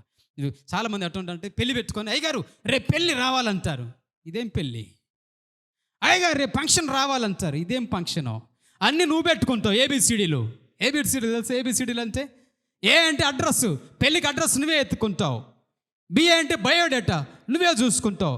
సి అంటే క్యాషు, క్యారెక్టరు అన్నీ, ఇంకా మొత్తం క్యాస్ట్ చూసుకుంటావు, అంతా చూసుకుంటావు, అయిపోద్ది. కట్నాలు మాట్లాడు. డి అంటే ఇక డేట్ కూడా నువ్వే పెట్టుకుంటావు. అయ్యగారు వచ్చి, అయ్యగారు రండి మీరు పెళ్లి చేయాలా అంటారు. అదేంటయ్యా ఇట్లా ఎప్పుడు ఏబిసిడీలు పెళ్ళిళ్ళు చేసుకోమాకండి. ఏబిసిడి పిల్లలు నిలవ. ఎట్లా ఉండాలో దేవుళ్ళో తెలుసా? నువ్వేదైనా ఒక కార్యం చేయాలంటే నీ జీవితంలో ముందు నువ్వు సేవకుడి సలహా తీసుకో, అది నీకు సక్సెస్ఫుల్గా ఉంటుంది. ఎందుకో యెషయా గ్రంథం 46:24 దేవుడు అంటాడు, సేవకుడు నీకు ఇచ్చే సలహా ఏదైతే ఉందో ఆయన నోటి నుంచి వచ్చే మాటను నేను నెరవేరుస్తానంటాడు దేవుడు. నువ్వు నిర్ణయాలు తీసేసుకొని, నువ్వు డేట్లు పెట్టేసుకొని వచ్చేసావు అనుకో, ఇక అయ్యగారికి ఏం పనులు పాటలు ఉండవు కదా, ఖాళీగా ఉంటాడు. కాబట్టి నీలాంటి వ్యక్తులు, నీలాంటి పరిచయాలు, నీలాంటి ఆత్మీయ గృహాలు ఎన్ని ఉంటాయి ఆయనకు. ఇక్కడ కూడా ఒక వ్యక్తి ఉన్నాడు, ఆయన పేరు సౌలు. మొదటి సమూయేలు గ్రంథంలో 13వ అధ్యాయం 14వ అధ్యాయంలో దేవుడు సౌలును దేవుని సేవకుడు సమూయేలు ద్వారా రాజును చేశాడు. బాగుంది. రాజును చేసిన తర్వాత ఆయన కొద్ది కాలంలోనే ఉండి ఆ తర్వాత రాజ్యాన్ని పోగొట్టుకొని చివరి ప్రాణాలు కారణం ఏంటో తెలుసా? ఏం చేసిన దేవుని సేవకుడికి చెప్పకుండా చేసుకుంటూ వచ్చాడు. ఉన్నారా ఈరోజు? అంతా అయిపోయిన తర్వాత చేతులు కాలేక ఆకలిపోతున్న అయ్యగారు అని ఏడ్చుకుంటూ, మూలుకుంటూ, రొచ్చుకుంటూ వచ్చి, అయ్యగారు నా పని ఎట్ట అయిపోయింది అయ్యా. దేవుడు ముందే అన్నాడు సామెతల గ్రంథం 5వ అధ్యాయంలో, ఆ రోజు నువ్వు ఏడ్చినా మొత్తుకున్నా నీకు ప్రయోజనం లేదు, అయ్యో నా బోధకుల మాట ఎలా వినలేదే అని ఆడవలసి. సౌలు కూడా చెప్తా ఉంటుంటే, సమూయేలు చెప్తా ఉంటుంటే సమూయేలు మాటల సౌలుకి ఎక్కటల్లా. 14-15 అధ్యాయాలకు వచ్చినప్పటికీ ఏం చేశాడట? ఆయన ఏంది చెప్పేది? నేను రాజునైతే, ఆయన ఏంది చేయాల్సింది? నేను రాజునైతే అంటే సమూయేలు చేయాల్సిన బలి అర్పణలో సౌలు చేసుకొని ధైర్యంగా రొమ్మెత్తుకుని నిలబడ్డాడు. గ్రేట్గా నువ్వు చేయాల్సిన పని నేను చేశాను ఏమనుకున్నావు అన్నాడు. అంతే. ఏమైపోయిందో తెలుసా? దేవుని సేవకుని మాటను ధిక్కరించినందుకు, దేవుని సేవకుని ఎదుట విర్రవీగి మాట్లాడినందుకు దేవుడు చొక్కాను చించేసినట్లుగా నీ రాజ్యం ఇలా చించివేయబడుతుంది అన్నాడు. అంతే. అదే 31వ అధ్యాయంలో సౌలు తర్వాత తన కుమారుడైన యోనాతాను తన కుటుంబం అంతా ఒక్క రోజులో వధ చేయబడ్డారు, యుద్ధంలో చచ్చిపోయారు. ఎంత దౌర్భాగ్యకరమైన పరిస్థితి సౌలుకు వచ్చిందంటే, ఈయన రాజు అయిన తర్వాత ఈయన కుమారుడు రాజు కావాలి. వాస్తవంగా తండ్రి చచ్చిపోయిన తర్వాత కొడుకు రాజు అయి రాజ్యం ఏలాలి. కానీ ఆ దౌర్భాగ్యకరమైన పరిస్థితి సౌలుకి ఎట్లా వచ్చిందంటే, తనతో పాటు తన కొడుకులను కూడా పట్టణ పెట్టుకున్నాడు ఒక్క రోజులోనే. మొదటి సమయంలో 31వ అధ్యాయం 6వ వచనంలో ఆ మాట ఉంటుంది. ఎందుకో తెలుసా? సౌలుకు తెలుసు వాక్యం, ఒకప్పుడు దేవుని ఆత్మ నింపబడ్డాడు కానీ లోబడలేదు. సౌలుకు తెలుసు ఆత్మీయ సాధన చేసుకోవాలని, కానీ లోబడలేదు. సౌలుకు తెలుసు దేవుని సేవకుడుకు ఆయన మాట వినాలి అని, లోబడలేదు. మీకు మాట చెప్పి ముగిస్తాను, వినండి. దావీదు పాపం చేశాడు, తెలుసా? మీ అందరికీ తెలుసు కాబట్టి నేను అది మీకు చెప్పట్లేదు. దావీదు పాపం చేశాడు. సౌలుకు దావీదుకు ఆత్మీయులకు నామకార్థులకు తేడా చెప్తాను. దావీదు పాపం చేస్తే ఆ రోజు పాస్టర్ గారు ఉన్నారు. ఏం పేరు ఆయన పాస్టర్ గారి పేరు తెలుసా? నాతాను వచ్చి, దావీదు నువ్వు పాపం చేసావు కదా అంటే, దావీదు ఎవరు? రాజు. ఏమనాలా? నేను ఎందుకు చేశాను అన్నాడా? ఏమన్నది దావీదు? అవునయ్యా, నేను తప్పు చేశాను. నాతాను దావీదుని గద్దించాడు, చెడామాడా గద్దించాడు. తల ఎత్తుకోలేకపోయాడు దావీదు, గట్టిగా తెచ్చాడు. దీనికి తగునా? ఎవరు అనుకున్నావో? సామాన్యుడివా? నువ్వు రాజువో? నువ్వు ఇలా చేయడం తగునని చాలా నాతాను దావీదుని గద్దిస్తే, దావీదుని రాజుండను ఇలా అంటున్నాడు అనుకోలా. ఆ మాట ఉంటుంది. ఆ 2వ సమూయేలు గ్రంథం 12వ అధ్యాయం 13వ వచనం చదవండి ఒక్కసారి. 2వ సమూయేలు గ్రంథం 12వ అధ్యాయం 13వ వచనం. ఏమన్నాడు తెలుసా? నేను పాపం చేశానయ్యా. ఏమన్నాడు తెలుసా దావీదు? గద్దిస్తే, నాతాను గద్దిస్తే, నేను తప్పు చేశానయ్యా, వాస్తవమే నేను చేశాను, నేను ఇలా ప్రవర్తించి ఉండకూడదు, నేను ఇలా అని ఉండకూడదు, నేను ఇలా చేసి ఉండకూడదు, తప్పు అయిపోయింది అని దేవుని సేవకుడైన నాతాను గద్దిస్తే, అంత గొప్ప మహారాజైన దావీదు తప్పు ఒప్పుకొని పశ్చాత్తాపడ్డాడు. కానీ సౌలు ఏం చేశాడు తెలుసా? సమూయేలు గద్దిస్తే, నువ్వు తప్పు పని చేస్తావు, అవిధేయుడిగా నువ్వు మాట్లాడావు అని సమూయేలు గద్దిస్తే, సమూయేలు ఎట్లా వెళ్తుంటే, నువ్వు నన్ను అంటవా అని చొక్కా పట్టుకున్నాడు. ఎవరు? సౌలు. నువ్వు నన్ను అంటవా అని సమూయేలు ఇలా తిరిగి ఇలా వెనక్కి తిరిగి, నువ్వు నన్ను అంటవా అని ఇలా భుజం మీద చేసి ఇట్లా చొక్కా పట్టుకోగానే దేవుని సేవకుడైన సమూయేలు షర్టు చినిగిపోయింది. ఈయన కోపం రాలి, ఆయన కోపం వచ్చింది. ఎవరికి? అంతనే దేవుడు, నా సేవకుని షర్టు పట్టుకున్నావా, నా సేవకుని అంగీని చించేసావా, ఎలా చించేసి ముక్కలైపోయిందో నీ రాజ్యం కూడా 2 ముక్కలైపోవను గాక అన్నాడంతే. అక్కడ మొదలైపోయింది పతనం. సేవకుని మీద చెయ్యి వేస్తే ఎంత ఉంటుందో, సేవకుని మాట వెనకపోతే అంటుంది. దావీదు చక్కగా ఒప్పుకున్నాడు. తర్వాత దావీదుకి కొడుకు పుట్టాడు. దావీదుకి కొడుకు పుడితే దావీదు ఏం పేరు పెట్టుకున్నాడు తెలుసా? నాతాను అని పేరు పెట్టుకున్నాడు. ఏం పేరు పెట్టుకున్నాడు? ఎవరు నా పేరు పెట్టుకుంటారా? ఏ పేరు? తను గద్దించిన వాళ్ళ పేరు, తన సేవకుడి పేరు, తన గద్దించిన వాళ్ళ పేరు నాతాను అని పెట్టుకున్నాడు. ఎంత గొప్ప ఆత్మీయుడు, ఎంత గొప్ప తగ్గింపు కలిగిన వాడు, ఎంత గొప్పగా దేవుని సేవకుడు గద్దించినప్పుడు లోపల నేర్చుకున్నాడు. ఆ మాట చూడండి. మొదటి దినవృత్తాంతాల గ్రంథం 14వ అధ్యాయం 4వ వచనంలో ఉంటుంది. మొదటి దినవృత్తాంతాలు 14వ అధ్యాయం 4వ వచనంలో ఉంటుంది. దావీదుకు పుట్టిన సంతానములో ఒక కుమారుడి పేరు నాతాను అని పేరు. ఎవరు ఈ నాతాను ఎక్కడి నుంచి వచ్చాడంటే ఆ పాస్టర్ గారు. కాబట్టి దైవ సేవకుడు గద్దించడం నాకు మేలు అంటాడు దావీదు. ఇంకొక మాట ఇంకొంచెం ఒక అడుగు ముందుకేసి ఏమంటాడు తెలుసా? అసలు నన్ను కొట్టయ్యా నువ్వు అంటాడు దావీదు. ఏమంటాడు? అసలు నువ్వు నన్ను కొట్టయ్యా, నువ్వు నన్ను కొడితే దేవుడు నన్ను కొట్టడు. 119వ కీర్తనలో, దైవ సేవకుడు నన్ను గద్దించుట, నన్ను కొట్టుట నాకు తైలాభిషేకం. దేవుని సేవకుడు నన్ను గద్దించి నన్ను కొడితే నా నెత్తి మీద నుండిపోసి అభిషేకించినంత సమానను కొట్టయ్యా. అందుకే ఆ సేవకుడు గద్దించినప్పుడు అవి నాకు దీవెనలుగా అనుకుంటూ, నా తప్పును కడగటానికి దేవుడు నన్ను పంపించాడు, నువ్వు లేకపోతే దేవుడు కోపం వచ్చేదేమంటూ తనకు పుట్టిన కుమారుడికి నాతాను అని పేరు పెట్టుకున్నాడు. అందువల్ల దావీదు పడి మళ్ళీ లేచి రాజయ్యాడు. సౌలు పడిపోయి పతనమైపోయాడు. సొలొమోను, వీళ్ళందరూ కూడాను దేవుడు వారికి ఇచ్చినది. ఈరోజు దేవుడు మనకిచ్చినది. దేవుడు మనకి చాలాసార్లు పాటలు పాడుతాం. 107 కీర్తన 3 వచ్చును, కుమారులు యెహోవాను గురించి వస్తాం, ఎన్నాళ్ళ బిందు వివాహం అయిపోయి దేవుడు ఇచ్చాడండి అంట. ఎవరిని? ఆ బిడ్డను. ఎవరిని? ఆ అమ్మాయిని. సక్రంగా పెంచుతావా? దేవుడి కోసం పెంచుతావా? దేవుడిచ్చాడంతో బాగానే ఉంటుంది. ఉద్యోగం దేవుడిచ్చాడండి అంటాం, ఆరోగ్యం దేవుడిచ్చాడండి అంటాం, ఈ బండి దేవుడిచ్చాడే అంటాం. ఈ బండి ఎప్పుడు పార్కుల కాడో పబ్లిక్ అక్కడ సినిమా హాల్ కాడో లేకపోతే ఏంటి ఆ మందుల షాపుల కాడ కనపడుతుంది. ఇది వస్తువు దేవుడిచ్చాడండి అంటాం, ఆ వస్తువు ఎప్పుడు అక్కడే ఉంటుంది. ఈ కొడుకు దేవుడిచ్చాడండి అంటాం, ఆ కొడుకు మార్చేవి అంటాం. ఈ కూతురు దేవుడిచ్చాడని అంటాం. దేవుడిచ్చిన వాళ్ళు ఎవరి కోసం వాడబడాలి చెప్పండి? దేవుడు నీకు ఇచ్చినప్పుడు నీ కొరకు వాడబడుతూ దేవుని కొరకు వాడబడాలి. కానీ ఉందంటావా? దేవుడు ఒక సూత్రం, ఒక మాట చెప్పి ముగిస్తాను. దేవుడిచ్చినది దేవుని కొరకు వాడబడకపోతే అది నీకు కోసం కూడా వాడబడుతుంది అనుకోవటం అది అపోహ మాత్రమే. అది ఎప్పటికీ సాధ్యం కాదు. కాబట్టి దేవుడు ఈరోజు నీకు ఇచ్చిన అందం, దేవుడు నీకు ఇచ్చిన ఆరోగ్యం, దేవుడు నీకు ఇచ్చిన ఆదాయం, దేవుడు నీకు ఇచ్చిన ఆయుష్, అది నీ కొరకు నువ్వు వాడుకుంటున్న సమయంలో, అదే సమయంలో నేను దేవుని కొరకు కూడా వాడబడాలి. రాలిపోకముందే నేను దేవుని కోసం వాడబడాలి, నేను వాడబడకముందే దేవుని కోసం వాడబడాలి అని ఎవరి మనస్సులోనైతే ఉంటుందో, ఎవరమైతే అలాగ వాక్యానికి లోబడి వాక్య ప్రకారం మనం ముందుకు వెళ్ళడానికి ఇష్టపడతామో, నీ జీవితంలో నువ్వు ఎక్కడికి పెట్టిన దేవుడు అంటాడు తెలుసా? ద్వితోపదేశకాండం 31వ అధ్యాయం 5-6 వచనాల్లో, ఇక తీయొద్దురండి, లేట్ అయిపోతుంది. దేవుడు అంటాడు, నేను నీతో కూడా వస్తాను. చాలాసార్లు అంటాం, మనుషులందరూ వదిలిపెట్టిపోవచ్చు, నేను నిన్ను వదిలిపెట్టను, పద నువ్వు ముందు వెళ్తే నేను నీకు ముందు ఉంటాను, నువ్వు వెనుకుంటే నేను వెనుకుంటాను, నువ్వు పక్కనుంటే నేను పక్కన ఉంటాను, నీ ముందు వెనుక పక్క అన్ని చోట్ల నేను ఉంటాను, నిన్ను వదిలి నేను ఉండలేను అంటాడు దేవుడు. నిర్గమకాండం 20వ అధ్యాయం 15వ అధ్యాయం, ఎక్కడైనా నువ్వు వెళ్ళి ప్రతి స్థలంలో నీ దగ్గరకు వస్తానంటాడు. యెహోషువ గ్రంథం 1వ అధ్యాయం 6వ వచనంలో, అసలు నేను ఎప్పుడు విడిచిపెట్టను అంట. అంత గొప్ప దేవుడు ప్రభు. ఆయన నువ్వు ఎక్కడైనా ఎక్కడికి వెళ్ళినా నువ్వు చేసే ప్రతి పనిలో నిన్ను వర్ధిల్లింపజేస్తాడు. అంచెలంచెలుగా యోబు గ్రంథం 8వ అధ్యాయం 4-5 వచనాల్లో ఉన్నట్టు మహా గొప్ప వ్యక్తినిగా దేవుడు మనల్ని ఆశీర్వదిస్తాడు. ఈ మహా గొప్ప ఆశీర్వాదములు మనందరికీ అనుగ్రహింపచేయనుగాక. ఆమేన్. ప్రార్థన చేసుకుందాం, తలలోంచి కళ్ళు మూసుకుందాం.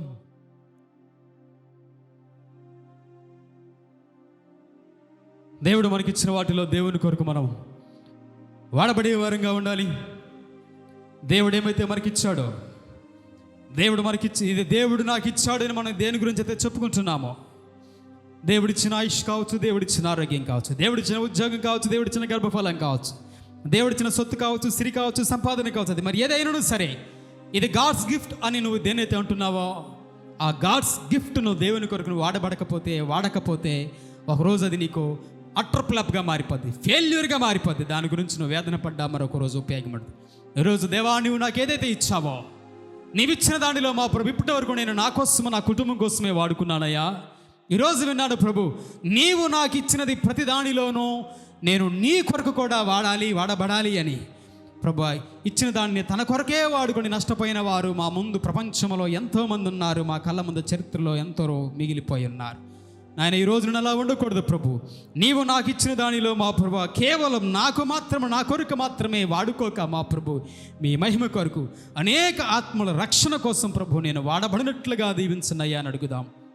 పరిశుద్ధుడ ప్రేమగల తండ్రి, సర్వోన్నతుడ సకల ఆశీర్వాదములకు కారణభూతుడైన మా ప్రభు, అయినా ఈ ఉదయకాల సమయంలో మరొక వారు మీ ఘనమైన శ్రేష్ఠమైన నామములు కొందనాలు స్తోత్రాలు చెల్లిస్తున్నాం. బైబిల్ గ్రంథంలో నుండి అనేక మంది వ్యక్తుల జీవితాల నుంచి మా ప్రభు మీరు వారికి ఇచ్చిన విలువైనది ఏమైతే ఉన్నావో, ఆ విలువైన వాటిని ప్రభు వారు తమ కొరకే వాడుకొని మీ కొరకు వాడబడలేక ఎలాగే లోకంలో రాలిపోయి వాడబడ్డారో మేము విన్నాం. ఈరోజు ఎవరు కూడా మా ప్రభు లాంటి పరిస్థితులు ఉండకనైనా నీవు మాకు ఇచ్చిన ప్రతి ఒక్కటి కూడా మా ప్రభు బహుమానంగా గాడ్స్ గిఫ్ట్గా పిలువబడుతున్న ప్రతి ఒక్కటి, అందము, ఆరోగ్యము, ఆయుష్, ఆదాయము, అది ఎట్టిది ఏదైనా సరే మా ప్రభు మీ కొరకు వాడబడే మనస్సు మాకివ్వండి నాయన. ఎంతో కొంతగా మా ప్రభు మీ పరిచయలో నిలబడుటకు, పాలు పొందుటకు మా ప్రభు ఒకరోజు నిలబడ్డప్పుడు మీ ఎదుట ప్రభు ఇదిగో నీవు నాకు ఇచ్చిన దానిని నీ కొరకు వాడాను అని చెప్పగలిగిన భాగ్యం నాకు ఇవ్వండి నాయన. మా ప్రభు మాకు చేతులు కాలకముందే, మీ ఉగ్రత మా మీదకి దిగి రాకముందే, మీరు ఇచ్చిన ఆరోగ్యమును పోగొట్టుకోకముందు, ఆ అందచందాలు పోగొట్టుకోకముందే, ఆ ఆదాయం ఆయుష్ పోగొట్టుకోకముందే మీ కొరకు వాడబడుతూ మా ప్రభు మీ సేవలో ఓ చక్కటి దావీదు వలె మా ప్రభు ఎదుగుటకు గొప్ప భాగ్యాన్ని, యోసేపు వలె ఎదుగుటకు గొప్ప భాగ్యాన్ని ఈ సమయంలో శిరస్సు వంచి ప్రార్థనలో పాలు ప్రతి ఒక్కరికి దయచేయమని కూడా మమ్మల్ని అందరి మరొక మారి మీ కృపకు అప్పగిస్తూ క్రీస్తు యేసు పరిశుద్ధ నామమున అడిగి వేడుకొంచున్నాం తండ్రి. ఆమేన్. Praise the lord.